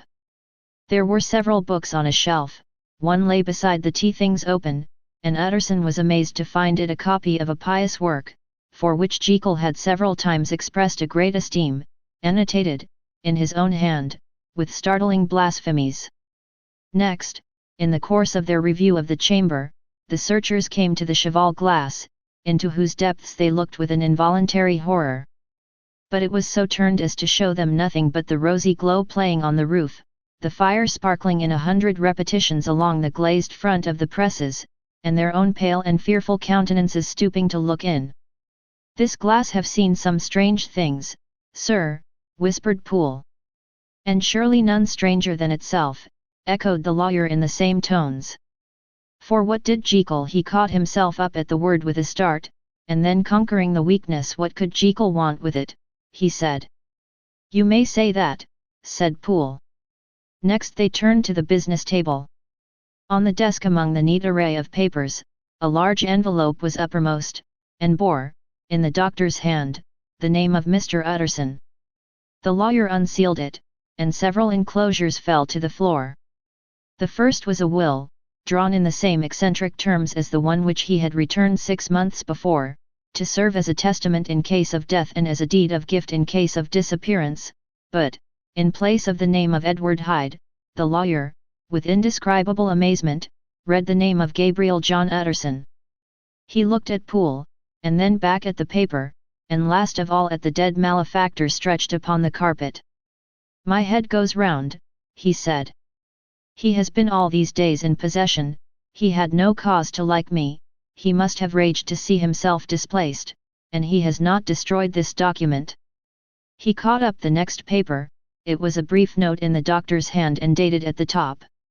"Oh Poole," the lawyer cried, "he was alive and here this day. He cannot have been disposed of in so short a space, he must be still alive, he must have fled. And then, why fled? And how? And in that case, can we venture to declare this suicide? Oh, we must be careful. I foresee that we may yet involve your master in some dire catastrophe." "Why don't you read it, sir?" asked Poole. "Because I fear," replied the lawyer solemnly. "God grant I have no cause for it." And with that he brought the paper to his eyes and read as follows. "My dear Utterson, when this shall fall into your hands, I shall have disappeared, under what circumstances I have not the penetration to foresee, but my instinct and all the circumstances of my nameless situation tell me that the end is sure and must be early. Go then, and first read the narrative which Lanyon warned me he was to place in your hands, and if you care to hear more, turn to the confession of your unworthy and unhappy friend, Henry Jekyll. There was a third enclosure, asked Utterson. Here, sir, said Poole, and gave into his hands a considerable packet sealed in several places. The lawyer put it in his pocket. I would say nothing of this paper. If your master has fled or is dead, we may at least save his credit. It is now 10, I must go home and read these documents in quiet, but I shall be back before midnight, when we shall send for the police. They went out, locking the door of the theatre behind them, and Utterson, once more leaving the servants gathered about the fire in the hall, trudged back to his office to read the two narratives in which this mystery was now to be explained. Mr. Utterson was sitting by his fireside one evening after dinner, when he was surprised to receive a visit from Poole. "Bless me, Poole, what brings you here?" he cried, and then taking a second look at him, "What ails you?" he added, "is the doctor ill?" "Mr. Utterson," said the man, "there is something wrong." "Take a seat, and here is a glass of wine for you," said the lawyer. "Now, take your time, and tell me plainly what you want." "You know the doctor's ways, sir," replied Poole, "and how he shuts himself up." "Well, he's shut up again in the cabinet, and I don't like it, sir. I wish I may die if I like it." "Mr. Utterson, sir, I'm afraid." "Now, my good man," said the lawyer, "be explicit. What are you afraid of?" "I've been afraid for about a week," returned Poole, doggedly disregarding the question, "and I can bear it no more." The man's appearance amply bore out his words. His manner was altered for the worse, and except for the moment when he had first announced his terror, he had not once looked the lawyer in the face. Even now, he sat with the glass of wine untasted on his knee, and his eyes directed to a corner of the floor. "I can bear it no more," he repeated. "Come," said the lawyer, "I see you have some good reason, Poole. I see there is something seriously amiss. Try to tell me what it is." "I think there's been foul play," said Poole, hoarsely. "Foul play!" cried the lawyer, a good deal frightened and rather inclined to be irritated in consequence. "What foul play? What does the man mean?" "I daren't say, sir," was the answer, "but will you come along with me and see for yourself?" Mr. Utterson's only answer was to rise and get his hat and great coat, but he observed with wonder the greatness of the relief that appeared upon the butler's face, and perhaps with no less, that the wine was still untasted when he set it down to follow. It was a wild, cold, seasonable night of March, with a pale moon, lying on her back as though the wind had tilted her, and a flying rack of the most diaphanous and lawny texture. The wind made talking difficult, and flecked the blood into the face. It seemed to have swept the streets unusually bare of passengers, besides, for Mr. Utterson thought he had never seen that part of London so deserted. He could have wished it otherwise. Never in his life had he been conscious of so sharp a wish to see and touch his fellow creatures, for struggle as he might, there was borne in upon his mind a crushing anticipation of calamity. The square, when they got there, was all full of wind and dust, and the thin trees in the garden were lashing themselves along the railing. Poole, who had kept all the way a pace or two ahead, now pulled up in the middle of the pavement, and in spite of the biting weather, took off his hat and mopped his brow with a red pocket handkerchief. But for all the hurry of his cowing, these were not the dews of exertion that he wiped away, but the moisture of some strangling anguish, for his face was white and his voice, when he spoke, harsh and broken. "Well, sir," he said, "here we are, and God grant there be nothing wrong." "Amen, Poole," said the lawyer. Thereupon the servant knocked in a very guarded manner, the door was opened on the chain, and a voice asked from within, "Is that you, Poole?" "It's all right," said Poole. "Open the door." The hall, when they entered it, was brightly lighted up, the fire was built high, and about the hearth the whole of the servants, men and women, stood huddled together like a flock of sheep. At the sight of Mr. Utterson, the housemaid broke into hysterical whimpering, and the cook, crying out, "Bless God! It's Mr. Utterson," ran forward as if to take him in her arms. "What? What? Are you all here?" said the lawyer peevishly. "Very irregular, very unseemly, your master would be far from pleased." "They're all afraid," said Poole. Blank silence followed, no one protesting, only the maid lifted up her voice and now wept loudly.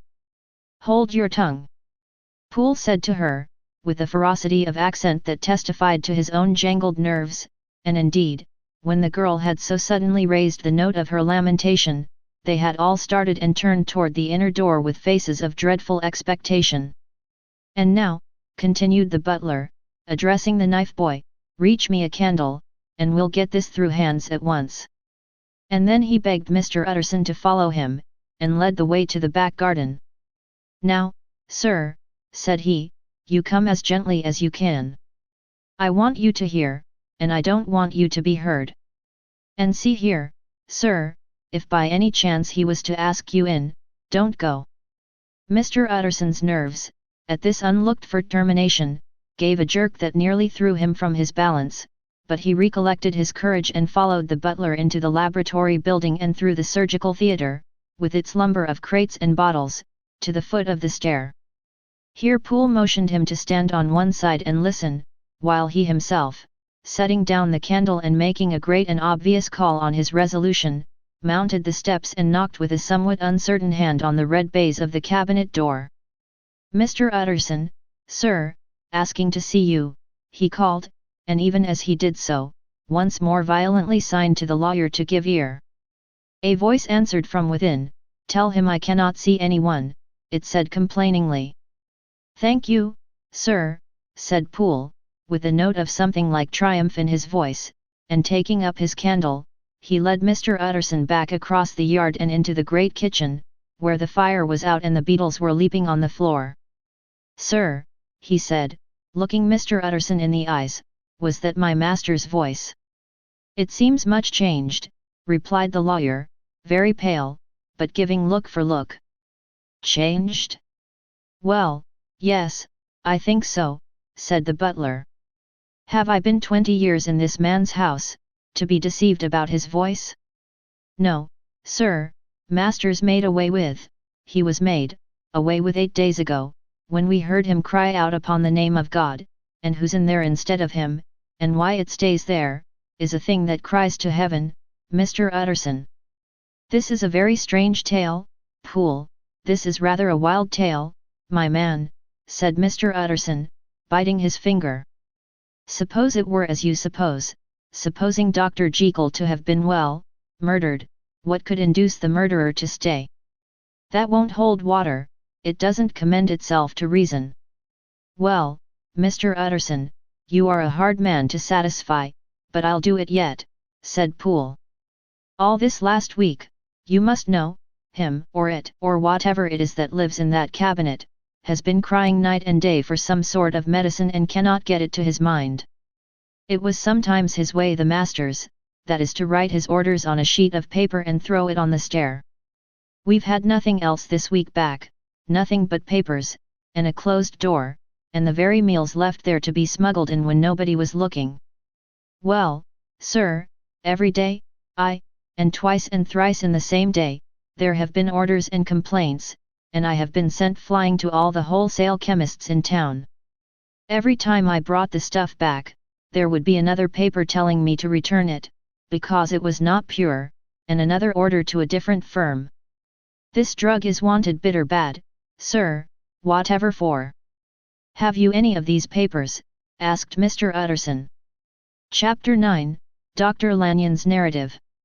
On the 9th of January, now 4 days ago, I received by the evening delivery a registered envelope, addressed in the hand of my colleague and old school companion, Henry Jekyll.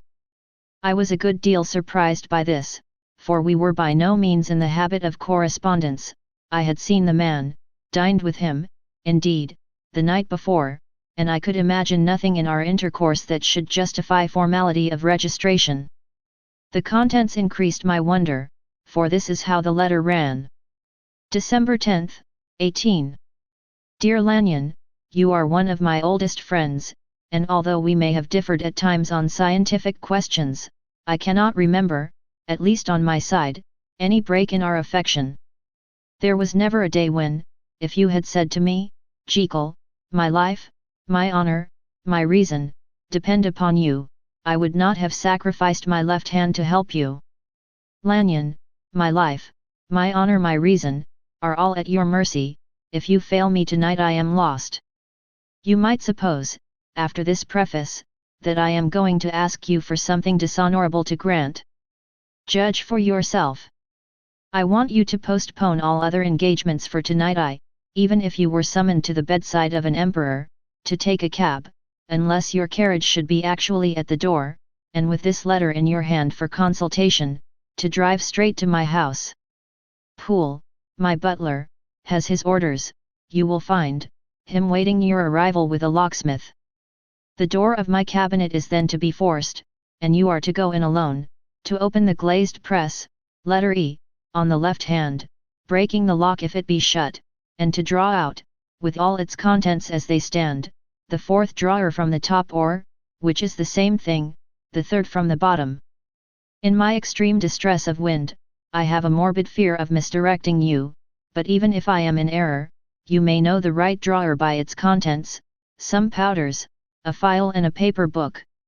This drawer I beg of you to carry back with you to Cavendish Square exactly as it stands. That is the first part of the service, now for the second.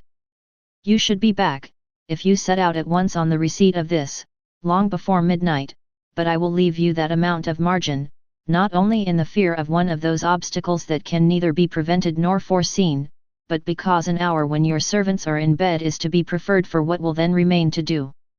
At midnight, then, I have to ask you to be alone in your consulting room, to admit with your own hand into the house a man who will present himself in my name, and to place in his hands the drawer that you will have brought with you from my cabinet.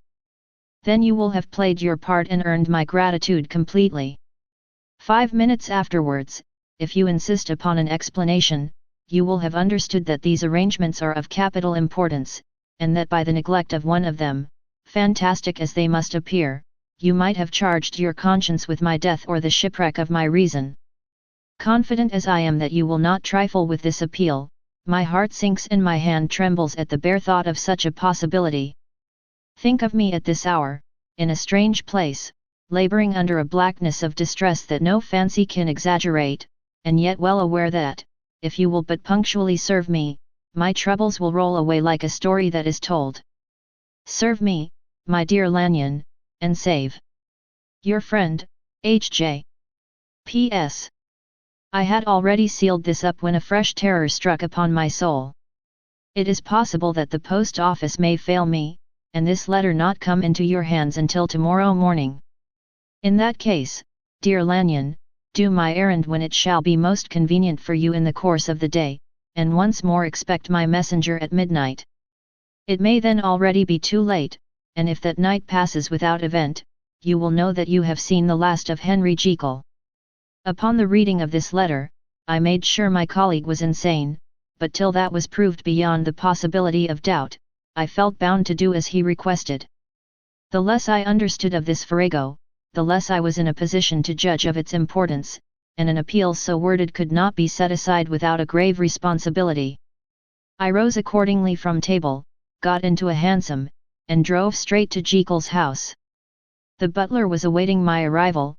He had received by the same post as mine a registered letter of instruction, and had sent at once for a locksmith and a carpenter. The tradesmen came while we were yet speaking, and we moved in a body to old Dr. Denman's surgical theatre, from which, as you are doubtless aware, Jekyll's private cabinet is most conveniently entered. The door was very strong, the lock excellent. The carpenter avowed he would have great trouble and have to do much damage, if force were to be used, and the locksmith was near despair. But this last was a handy fellow, and after 2 hours' work, the door stood open.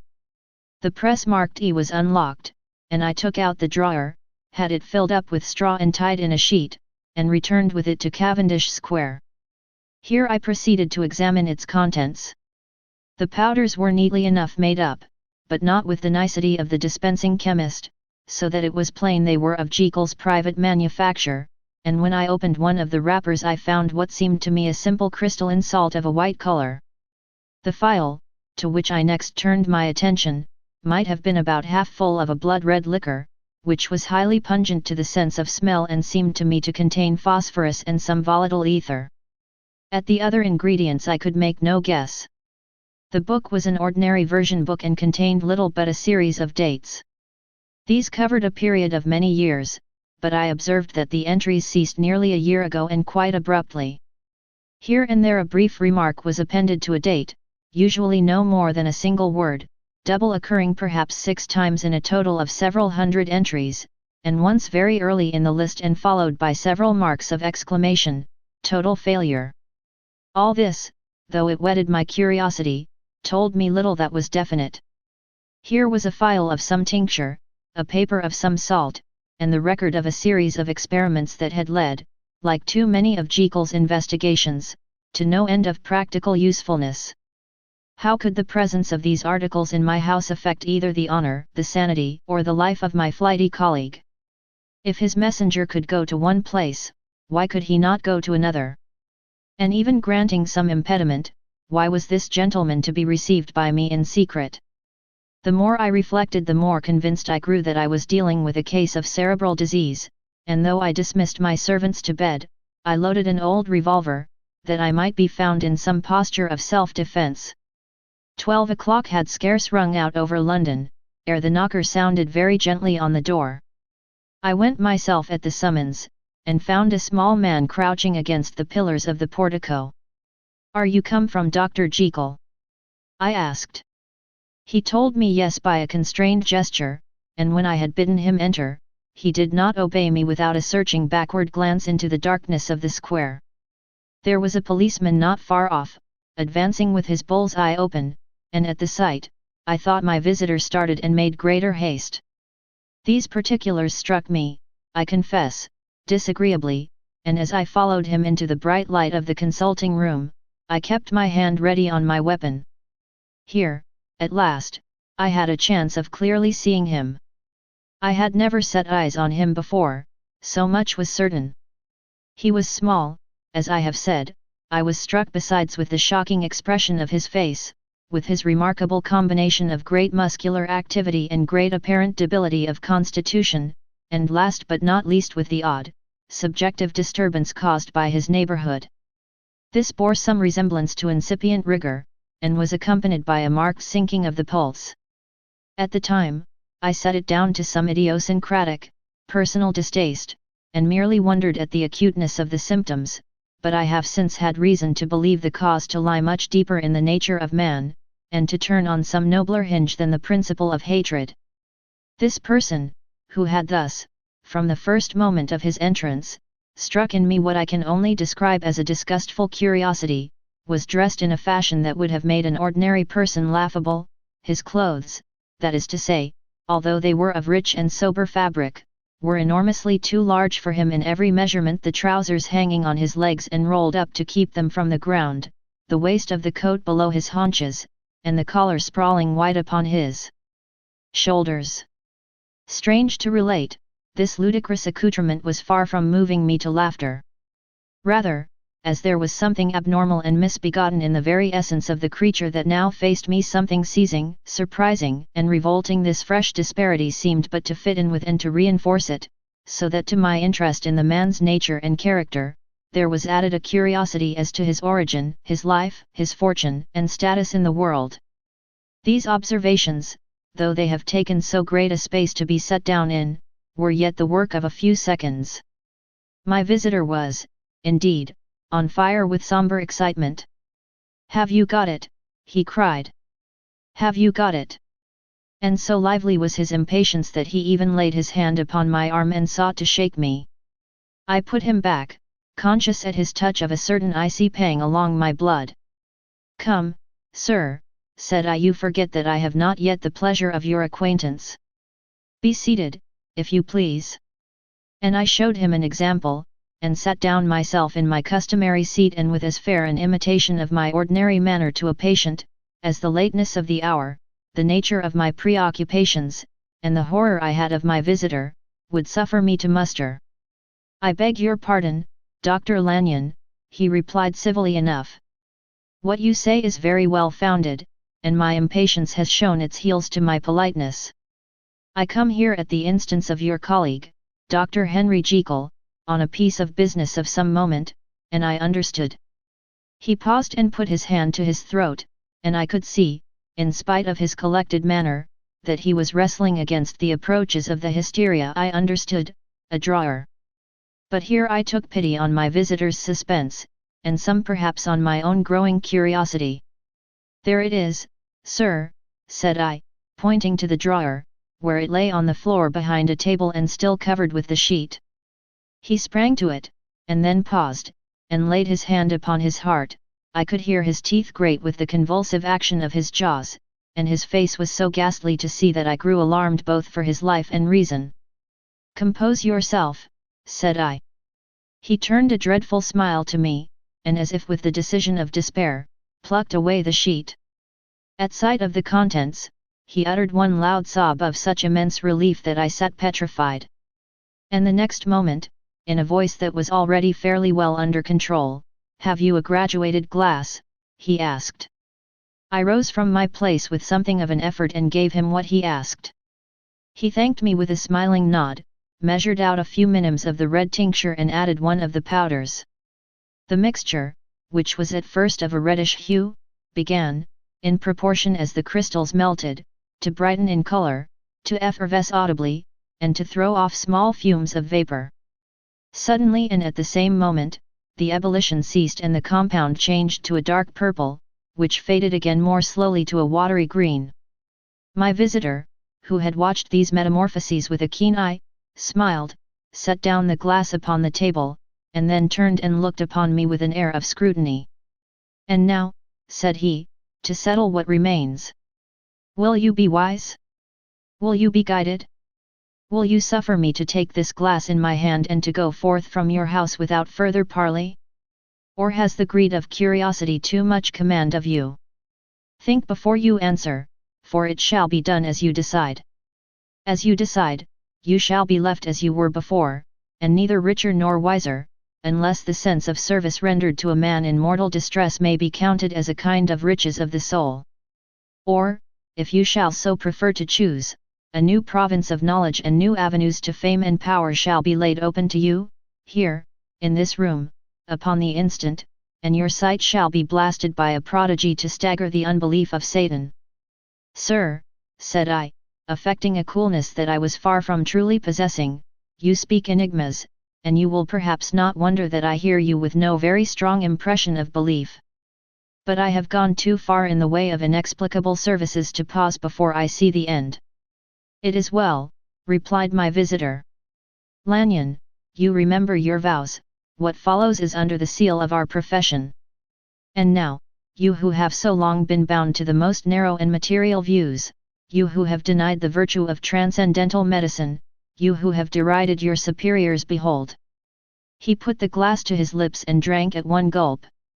A cry followed, he reeled, staggered, clutched at the table and held on, staring with injected eyes, gasping with open mouth, and as I looked there came, I thought, a change. He seemed to swell, his face became suddenly black and the features seemed to melt and alter, and the next moment, I had sprung to my feet and leaped back against the wall, my arm raised to shield me from that prodigy, my mind submerged in terror. "Oh God!" I screamed, and "Oh God!" again and again, for there before my eyes, pale and shaken and half fainting and groping before him with his hands, like a man restored from death, there stood Henry Jekyll. What he told me in the next hour, I cannot bring my mind to set on paper. I saw what I saw, I heard what I heard, and my soul sickened at it, and yet now when that sight has faded from my eyes, I ask myself if I believe it, and I cannot answer. My life is shaken to its roots, sleep has left me, the deadliest terror sits by me at all hours of the day and night, I feel that my days are numbered, and that I must die, and yet I shall die incredulous. As for the moral turpitude that man unveiled to me, even with tears of penitence, I cannot, even in memory, dwell on it without a start of horror. I will say but one thing, Utterson, and that, if you can bring your mind to credit it, will be more than enough. The creature who crept into my house that night was, on Jekyll's own confession, known by the name of Hyde and hunted for in every corner of the land as the murderer of Carew. Hasty Lanyon. Chapter 10, Henry Jekyll's full statement of the case. I was born in the year 18 to a large fortune, endowed besides with excellent parts, inclined by nature to industry, fond of the respect of the wise and good among my fellow men, and thus, as might have been supposed, with every guarantee of an honourable and distinguished future. And indeed the worst of my faults was a certain impatient gaiety of disposition, such as has made the happiness of many, but such as I found it hard to reconcile with my imperious desire to carry my head high, and wear a more than commonly grave countenance before the public. Hence it came about that I concealed my pleasures, and that when I reached years of reflection, and began to look round me and take stock of my progress and position in the world, I stood already committed to a profound duplicity of life. Many a man would have even blazoned such irregularities as I was guilty of, but from the high views that I had set before me, I regarded and hid them with an almost morbid sense of shame. It was thus rather the exacting nature of my aspirations than any particular degradation in my faults, that made me what I was, and, with even a deeper trench than in the majority of men, severed in me those provinces of good and ill which divide and compound man's dual nature. In this case, I was driven to reflect deeply and inveterately on that hard law of life, which lies at the root of religion and is one of the most plentiful springs of distress. Though so profound a double-dealer, I was in no sense a hypocrite, both sides of me were in dead earnest. I was no more myself when I laid aside restraint and plunged in shame, than when I laboured, in the eye of day, at the furtherance of knowledge or the relief of sorrow and suffering. And it chanced that the direction of my scientific studies, which led wholly toward the mystic and the transcendental, reacted and shed a strong light on this consciousness of the perennial war among my members. With every day, and from both sides of my intelligence, the moral and the intellectual, I thus drew steadily nearer to that truth, by whose partial discovery I have been doomed to such a dreadful shipwreck, that man is not truly one, but truly two. I say two, because the state of my own knowledge does not pass beyond that point. Others will follow, others will outstrip me on the same lines, and I hazard the guess that man will be ultimately known for a mere polity of multifarious, incongruous, and independent denizens. I, for my part, from the nature of my life, advanced infallibly in one direction and in one direction only. It was on the moral side, and in my own person, that I learned to recognize the thorough and primitive duality of man. I saw that, of the two natures that contended in the field of my consciousness, even if I could rightly be said to be either, it was only because I was radically both, and from an early date, even before the course of my scientific discoveries had begun to suggest the most naked possibility of such a miracle, I had learned to dwell with pleasure, as a beloved daydream, on the thought of the separation of these elements.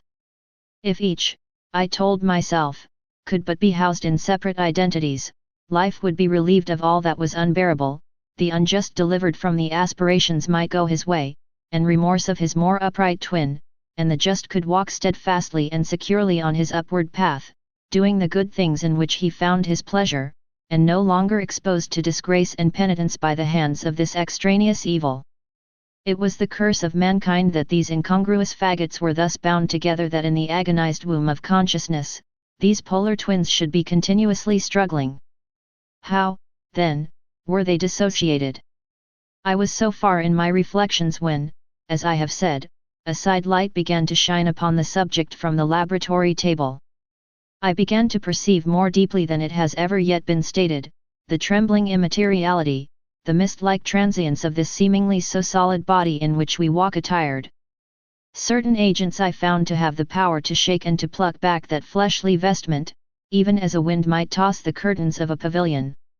For two good reasons, I will not enter deeply into this scientific branch of my confession.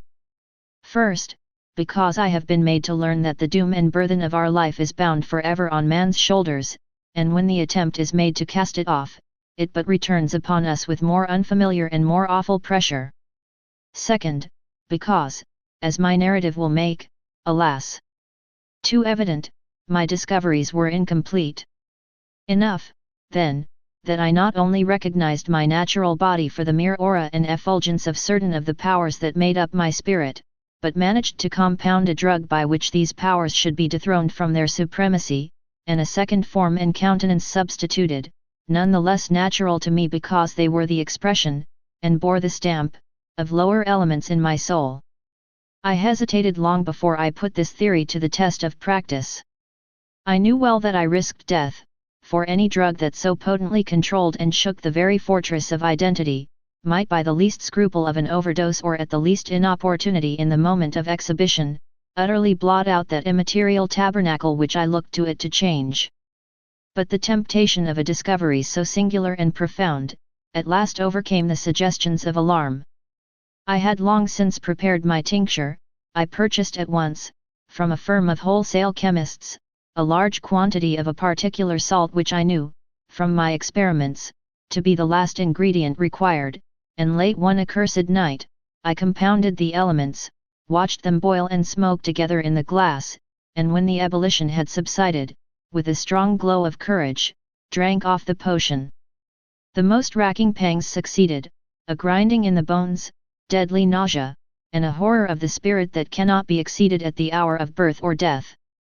Then these agonies began swiftly to subside, and I came to myself as if out of a great sickness. There was something strange in my sensations, something indescribably new and, from its very novelty, incredibly sweet. I felt younger, lighter, happier in body. Within I was conscious of a heady recklessness, a current of disordered sensual images running like a mill race in my fancy, a solution of the bonds of obligation, an unknown but not an innocent freedom of the soul. I knew myself, at the first breath of this new life, to be more wicked, tenfold more wicked, sold a slave to my original evil, and the thought, in that moment, braced and delighted me like wine. I stretched out my hands, exulting in the freshness of these sensations, and in the act, I was suddenly aware that I had lost in stature. There was no mirror, at that date, in my room. That which stands beside me as I write, was brought there later on and for the very purpose of these transformations. The night, however, was far gone into the morning. The morning, black as it was nearly ripe for the conception of the day. The inmates of my house were locked in the most rigorous hours of slumber, and I determined, flushed as I was with hope and triumph, to venture in my new shape as far as to my bedroom. I crossed the yard, wherein the constellations looked down upon me. I could have thought, with wonder, the first creature of that sort that their unsleeping vigilance had yet disclosed to them. I stole through the corridors, a stranger in my own house, and coming to my room, I saw for the first time the appearance of Edward Hyde. I must here speak by theory alone, saying not that which I know, but that which I suppose to be most probable. The evil side of my nature, to which I had now transferred the stamping efficacy, was less robust and less developed than the good which I had just deposed. Again, in the course of my life, which had been, after all, 9/10 a life of effort, virtue, and control, it had been much less exercised and much less exhausted. And hence, as I think, it came about that Edward Hyde was so much smaller, slighter, and younger than Henry Jekyll. Even as good shone upon the countenance of the one, evil was written broadly and plainly on the face of the other. Evil besides, which I must still believe to be the lethal side of man, had left on that body an imprint of deformity and decay. And yet when I looked upon that ugly idol in the glass, I was conscious of no repugnance, rather of a leap of welcome. This, too, was myself. It seemed natural and human. In my eyes it bore a livelier image of the spirit, it seemed more express and single, than the imperfect and divided countenance I had been hitherto accustomed to call mine. And in so far I was doubtless right. I have observed that when I wore the semblance of Edward Hyde, none could come near to me at first without a visible misgiving of the flesh. This, as I take it, was because all human beings, as we meet them, are commingled out of good and evil, and Edward Hyde, alone in the ranks of mankind, was pure evil. I lingered but a moment at the mirror. The second and conclusive experiment had yet to be attempted, it yet remained to be seen if I had lost my identity beyond redemption and must flee before daylight from a house that was no longer mine, and hurrying back to my cabinet, I once more prepared and drank the cup, once more suffered the pangs of dissolution, and came to myself once more with the character, the stature, and the face of Henry Jekyll. That night I had come to the fatal crossroads. Had I approached my discovery in a more noble spirit, had I risked the experiment while under the empire of generous or pious aspirations, all must have been otherwise, and from these agonies of death and birth, I had come forth an angel instead of a fiend. The drug had no discriminating action, it was neither diabolical nor divine, it but shook the doors of the prison house of my disposition, and like the captives of Philippi, that which stood within ran forth. At that time my virtue slumbered, my evil, kept awake by ambition, was alert and swift to seize the occasion, and the thing that was projected was Edward Hyde. Hence, although I had now two characters as well as two appearances, one was wholly evil, and the other was still the old Henry Jekyll, that incongruous compound of whose reformation and improvement I had already learned to despair. The movement was thus wholly toward the worse. Even at that time, I had not yet conquered my aversion to the dryness of a life of study. I would still be merrily disposed at times, and as my pleasures were, to say the least, undignified, and I was not only well known and highly considered, but growing toward the elderly man, this incoherency of my life was daily growing more unwelcome. It was on this side that my new power tempted me until I fell in slavery. I had but to drink the cup, to doff at once the body of the noted professor, and to assume, like a thick cloak, that of Edward Hyde. I smiled at the notion, it seemed to me at the time to be humorous, and I made my preparations with the most studious care. I took and furnished that house in Soho, to which Hyde was tracked by the police, and engaged as housekeeper a creature whom I well knew to be silent and unscrupulous.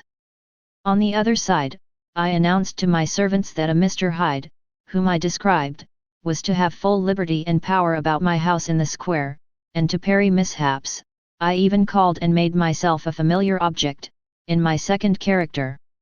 I next drew up that will to which you so much objected, so that if anything befell me in the person of Dr. Jekyll, I could enter on that of Edward Hyde without pecuniary loss. And thus fortified, as I supposed, on every side, I began to profit by the strange immunities of my position. Men have before hired bravos to transact their crimes, while their own person and reputation sat under shelter. I was the first that ever did so for his pleasures. I was the first that could thus plod in the public eye with a load of genial respectability, and in a moment, like a schoolboy, strip off these lendings and spring headlong into the sea of liberty. But for me, in my impenetrable mantle, the safety was complete. Think of it, I did not even exist. Let me but escape into my laboratory door, give me but a second or two to mix and swallow the draught that I had always standing ready, and whatever he had done, Edward Hyde would pass away like the stain of breath upon a mirror, and there in his stead, quietly at home, trimming the midnight lamp in his study, a man who could afford to laugh at suspicion, would be Henry Jekyll. The pleasures which I made haste to seek in my disguise were, as I have said, undignified, I would scarce use a harder term. But in the hands of Edward Hyde, they soon began to turn toward the monstrous. When I would come back from these excursions, I was often plunged into a kind of wonder at my vicarious depravity. This familiar that I called out of my own soul, and sent forth alone to do his good pleasure, was a being inherently malign and villainous, his every act and thought centered on self, drinking pleasure with bestial avidity from any degree of torture to another, relentless like a man of stone. Henry Jekyll stood at times aghast before the acts of Edward Hyde, but the situation was apart from ordinary laws, and insidiously relaxed the grasp of conscience. It was Hyde, after all, and Hyde alone, that was guilty. Jekyll was no worse, he woke again to his good qualities seemingly unimpaired, he would even make haste, where it was possible, to undo the evil done by Hyde. And thus his conscience slumbered. Into the details of the infamy at which I thus connived, for even now I can scarce grant that I committed it, I have no design of entering, I mean but to point out the warnings and the successive steps with which my chastisement approached. I met with one accident which, as it brought on no consequence, I shall no more than mention. An act of cruelty to a child aroused against me the anger of a passer-by, whom I recognized the other day in the person of your kinsman. The doctor and the child's family joined him. There were moments when I feared for my life, and at last, in order to pacify their too just resentment, Edward Hyde had to bring them to the door, and pay them in a cheque drawn in the name of Henry Jekyll. But this danger was easily eliminated from the future, by opening an account at another bank in the name of Edward Hyde himself, and when, by sloping my own hand backward, I had supplied my double with a signature, I thought I sat beyond the reach of fate. Some 2 months before the murder of Sir Danvers, I had been out for one of my adventures, had returned at a late hour, and woke the next day in bed with somewhat odd sensations. It was in vain I looked about me, in vain I saw the decent furniture and tall proportions of my room in the square, in vain that I recognized the pattern of the bed curtains and the design of the mahogany frame. Something still kept insisting that I was not where I was, that I had not wakened where I seemed to be, but in the little room in Soho where I was accustomed to sleep in the body of Edward Hyde. I smiled to myself, and, in my psychological way, began lazily to inquire into the elements of this illusion, occasionally, even as I did so, dropping back into a comfortable morning doze. I was still so engaged when, in one of my more wakeful moments, my eyes fell upon my hand. Now the hand of Henry Jekyll, as you have often remarked, was professional in shape and size. It was large, firm, white, and comely. But the hand which I now saw, clearly enough, in the yellow light of a mid-London morning, lying half shut on the bedclothes, was lean, corded, knuckly, of a dusky pallor and thickly shaded with a swart growth of hair. It was the hand of Edward Hyde. I must have stared upon it for near half a minute, sunk as I was in the mere stupidity of wonder, before terror woke up in my breast as sudden and startling as the crash of cymbals, and bounding from my bed, I rushed to the mirror. At the sight that met my eyes, my blood was changed into something exquisitely thin and icy. Yes, I had gone to bed Henry Jekyll, I had awakened Edward Hyde. How was this to be explained? I asked myself, and then, with another bound of terror, how was it to be remedied? It was well on in the morning, the servants were up, all my drugs were in the cabinet. A long journey down 2 pairs of stairs, through the back passage, across the open court and through the anatomical theatre, from where I was then standing horror-struck. It might indeed be possible to cover my face, but of what use was that, when I was unable to conceal the alteration in my stature? And then with an overpowering sweetness of relief, it came back upon my mind that the servants were already used to the coming and going of my second self. I had soon dressed, as well as I was able, in clothes of my own size, had soon passed through the house, where Bradshaw stared and drew back at seeing Mr. Hyde at such an hour and in such a strange array, and 10 minutes later, Dr. Jekyll had returned to his own shape and was sitting down, with a darkened brow, to make a feint of breakfasting. Small indeed was my appetite. This inexplicable incident, this reversal of my previous experience, seemed, like the Babylonian finger on the wall, to be spelling out the letters of my judgment, and I began to reflect more seriously than ever before on the issues and possibilities of my double existence. That part of me which I had the power of projecting, had lately been much exercised and nourished. It had seemed to me of late as though the body of Edward Hyde had grown in stature, as though, when I wore that form, I were conscious of a more generous tide of blood, and I began to spy a danger that, if this were much prolonged, the balance of my nature might be permanently overthrown, the power of voluntary change be forfeited, and the character of Edward Hyde become irrevocably mine. The power of the drug had not been always equally displayed. Once, very early in my career, it had totally failed me. Since then I had been obliged on more than one occasion to double, and once, with infinite risk of death, to treble the amount, and these rare uncertainties had cast hitherto the sole shadow on my contentment. Now, however, and in the light of that morning's accident, I was led to remark that whereas, in the beginning, the difficulty had been to throw off the body of Jekyll, it had of late gradually but decidedly transferred itself to the other side. All things therefore seemed to point to this, that I was slowly losing hold of my original and better self, and becoming slowly incorporated with my second and worse. Between these two, I now felt I had to choose. My two natures had memory in common, but all other faculties were most unequally shared between them.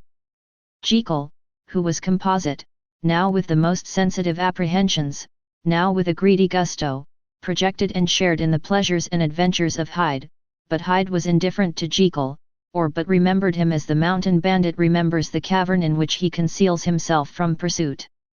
Jekyll had more than a father's interest, Hyde had more than a son's indifference.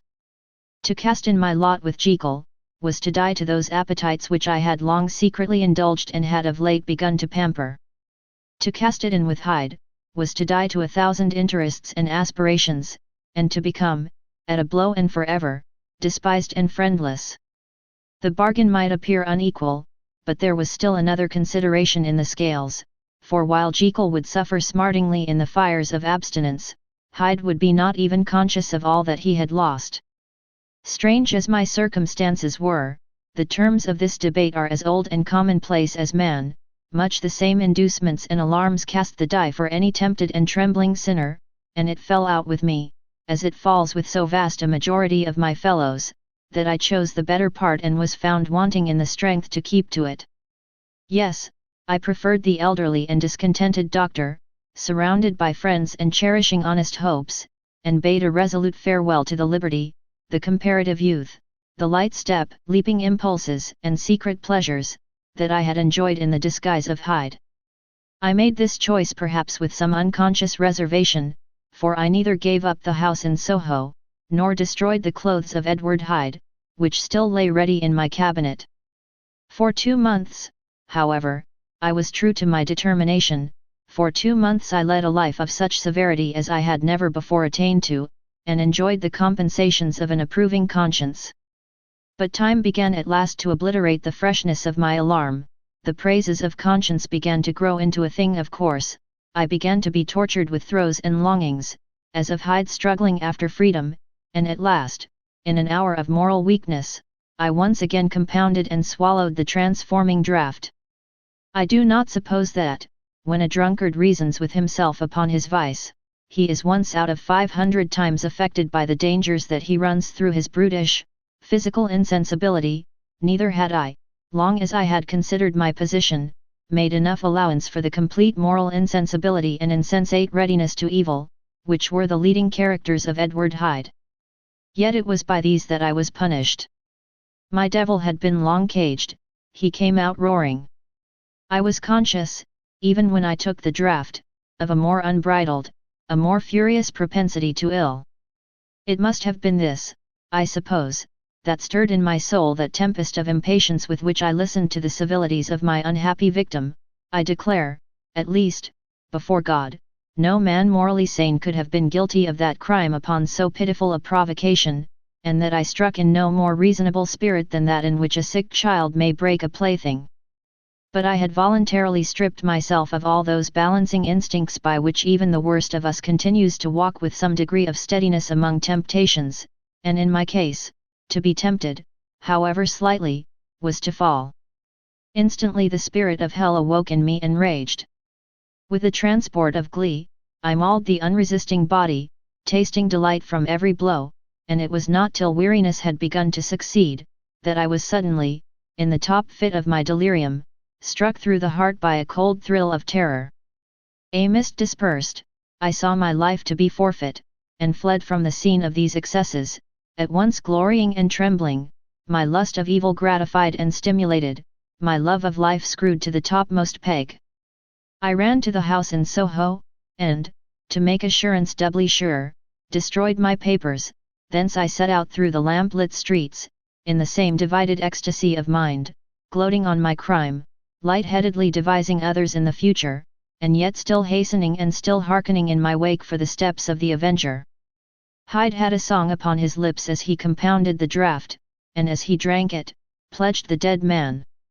The pangs of transformation had not done tearing him, before Henry Jekyll, with streaming tears of gratitude and remorse, had fallen upon his knees and lifted his clasped hands to God.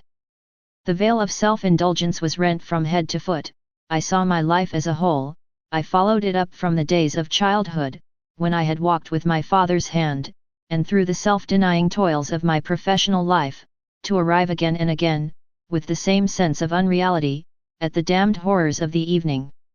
I could have screamed aloud, I sought with tears and prayers to smother down the crowd of hideous images and sounds with which my memory swarmed against me, and still, between the petitions, the ugly face of my iniquity stared into my soul. As the acuteness of this remorse began to die away, it was succeeded by a sense of joy. The problem of my conduct was solved. Hyde was thenceforth impossible, whether I would or not. I was now confined to the better part of my existence, and oh, how I rejoiced to think it! With what willing humility, I embraced anew the restrictions of natural life. With what sincere renunciation, I locked the door by which I had so often gone and come, and ground the key under my heel.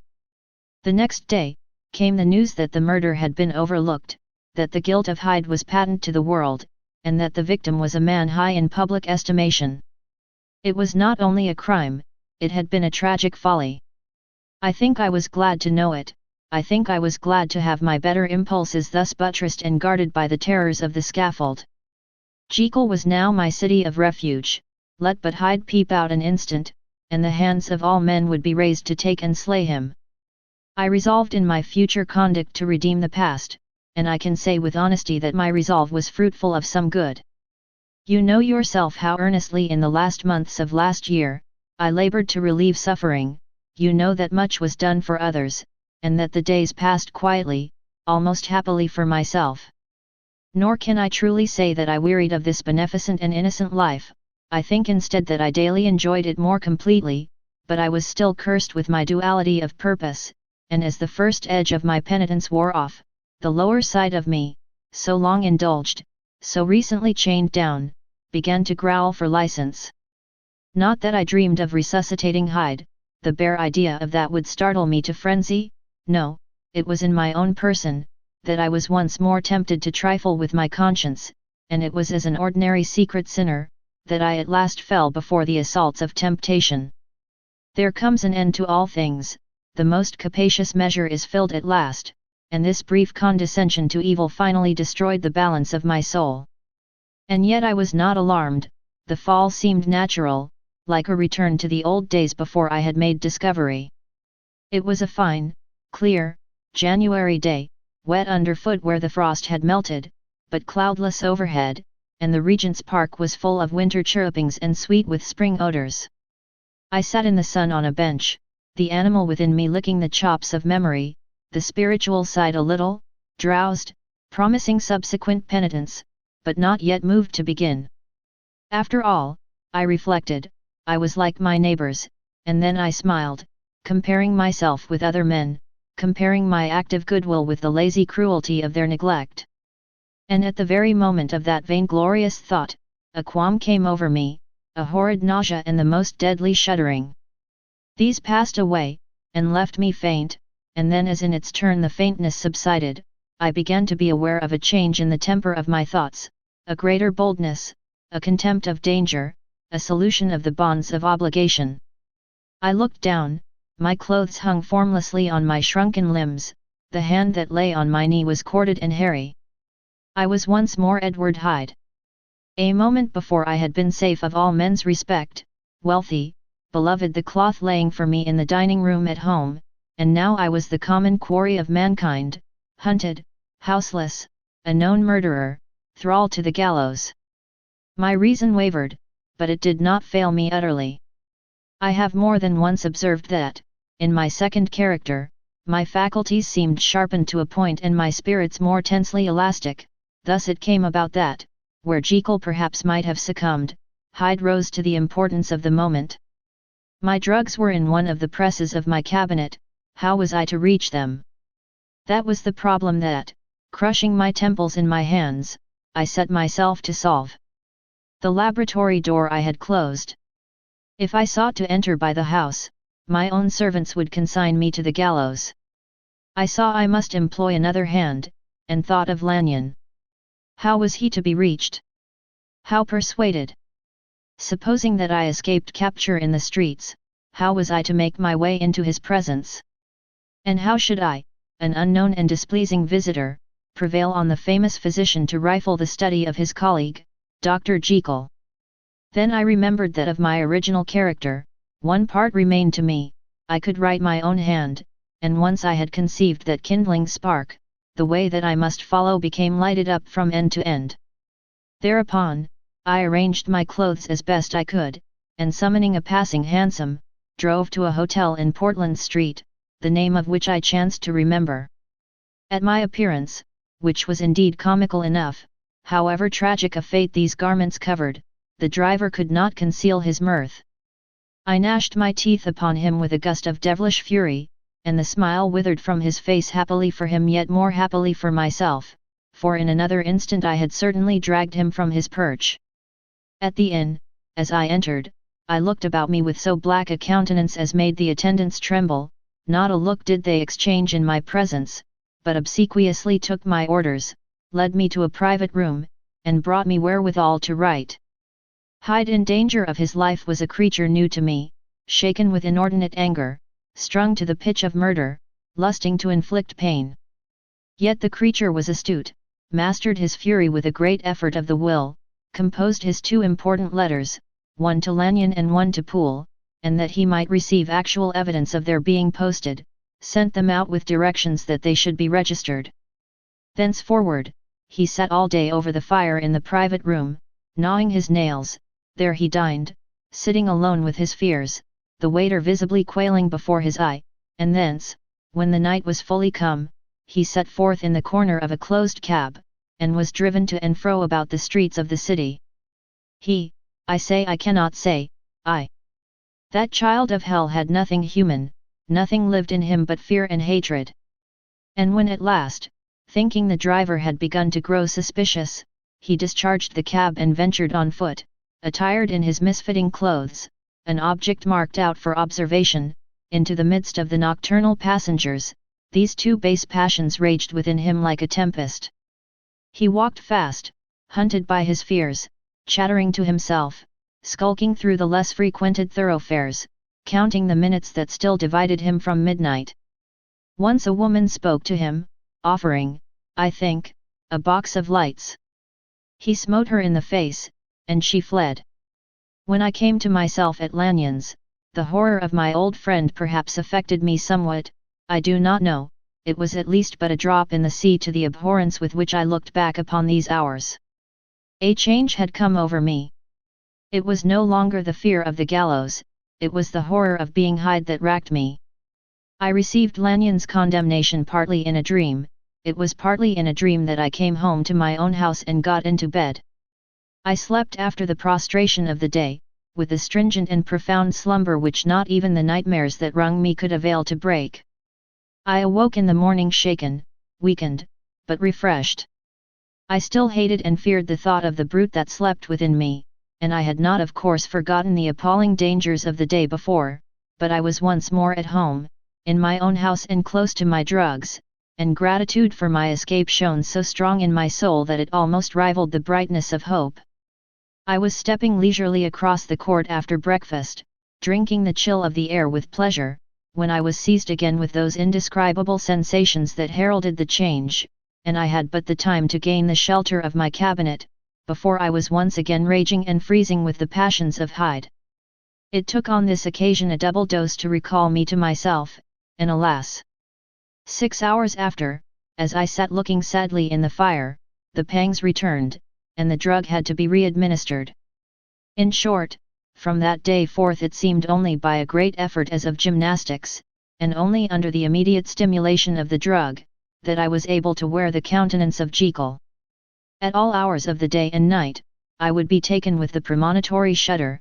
Above all, if I slept, or even dozed for a moment in my chair, it was always as Hyde that I awakened. Under the strain of this continually impending doom and by the sleeplessness to which I now condemned myself, even beyond what I had thought possible to man, I became, in my own person, a creature eaten up and emptied by fever, languidly weak both in body and mind, and solely occupied by one thought, the horror of my other self. But when I slept, or when the virtue of the medicine wore off, I would leap almost without transition, for the pangs of transformation grew daily less marked, into the possession of a fancy brimming with images of terror, a soul boiling with causeless hatreds, and a body that seemed not strong enough to contain the raging energies of life. The powers of Hyde seemed to have grown with the sickliness of Jekyll. And certainly the hate that now divided them was equal on each side. With Jekyll, it was a thing of vital instinct.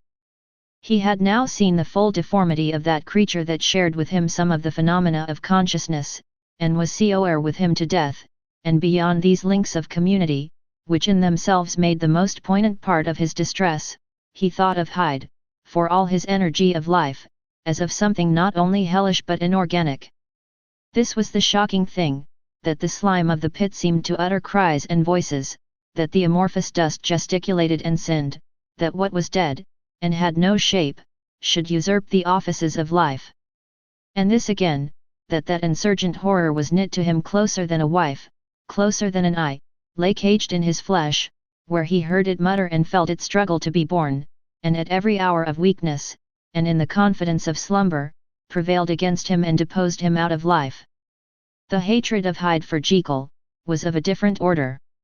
His tenor of the gallows drove him continually to commit temporary suicide, and return to his subordinate station of a part instead of a person, but he loathed the necessity, he loathed the despondency into which Jekyll was now fallen, and he resented the dislike with which he was himself regarded.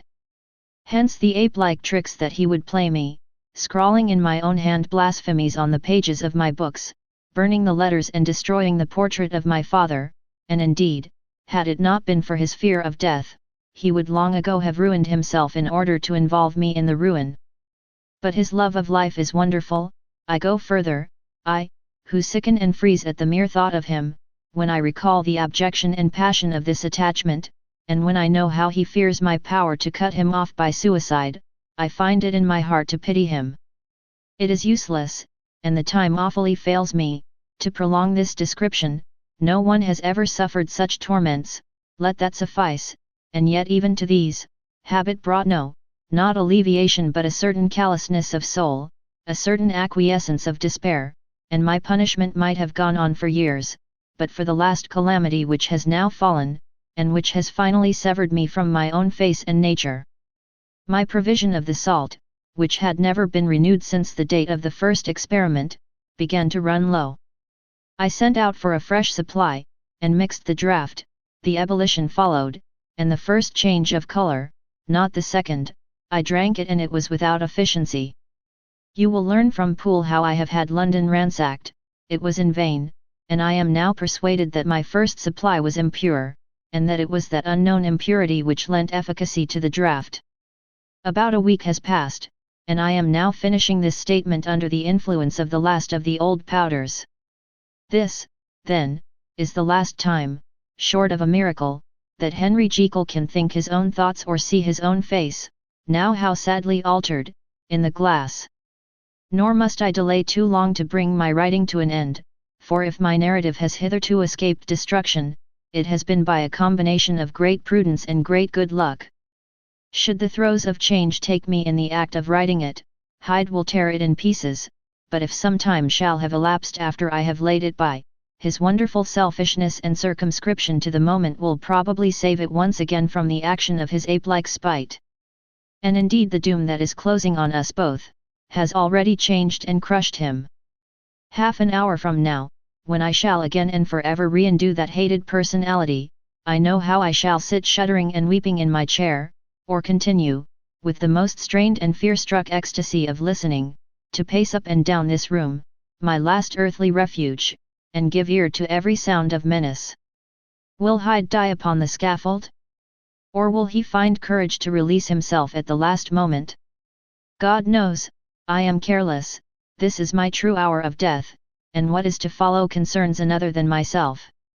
Here then, as I lay down the pen and proceed to seal up my confession, I bring the life of that unhappy Henry Jekyll to an end. The End. The Strange Case of Dr. Jekyll and Mr. Hyde is a classic novella written by the Scottish author Robert Louis Stevenson in 1886. This timeless work explores several key learning points. 1. Duality of human nature, the novella delves into the idea that every person has a dual nature, with both good and evil aspects. It prompts readers to contemplate the complexity of human psychology and behavior. 2. Suppression and repression. The story highlights the dangers of suppressing or repressing one's darker impulses and desires. It serves as a cautionary tale about the consequences of denying one's true nature. 3. Morality and conscience.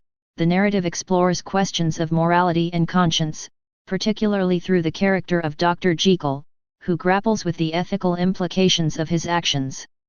It encourages readers to consider the moral dilemmas faced by the characters. 4. The unpredictability of human behavior. Dr. Jekyll and Mr. Hyde underscores the unpredictability of human behavior and the potential for people to act out of character under certain circumstances. It teaches us about the intricacies of human psychology. 5. Psychological horror. The novella is a prime example of psychological horror, as it generates fear and unease by delving into the depths of the human mind. It demonstrates the power of psychological elements in storytelling. 6. Symbolism. The characters of Dr. Jekyll and Mr. Hyde symbolize different aspects of human nature, representing the struggle between good and evil. The story emphasizes the use of symbolism to convey deeper meanings. 7. Ethical and moral responsibility. The narrative raises questions about ethical and moral responsibility, particularly in the context of Dr. Jekyll's actions. It encourages readers to reflect on the consequences of one's choices and their impact on society. 8. Legacy in literature. Dr. Jekyll and Mr. Hyde has left a significant legacy in literature and popular culture, inspiring countless adaptations and interpretations. It motivates us to explore how enduring stories can shape our understanding of human nature. 9. Exploration of Victorian society. The novella offers insights into the societal norms and values of Victorian-era London. It encourages readers to consider how historical and cultural contexts influence literature. 10. The fear of the unknown. The story plays on the fear of the unknown and the hidden aspects of human nature. It teaches us about the effectiveness of mystery and suspense in storytelling. In summary, The Strange Case of Dr. Jekyll and Mr. Hyde by Robert Louis Stevenson is a thought-provoking exploration of the duality of human nature, suppression, morality, the unpredictability of human behavior, psychological horror, symbolism, ethical responsibility, its literary legacy, the portrayal of Victorian society, and the fear of the unknown. Stevenson's ability to create a compelling and enduring narrative continues to captivate readers and offers profound insights into the complexities of human psychology and storytelling. Thank you for listening.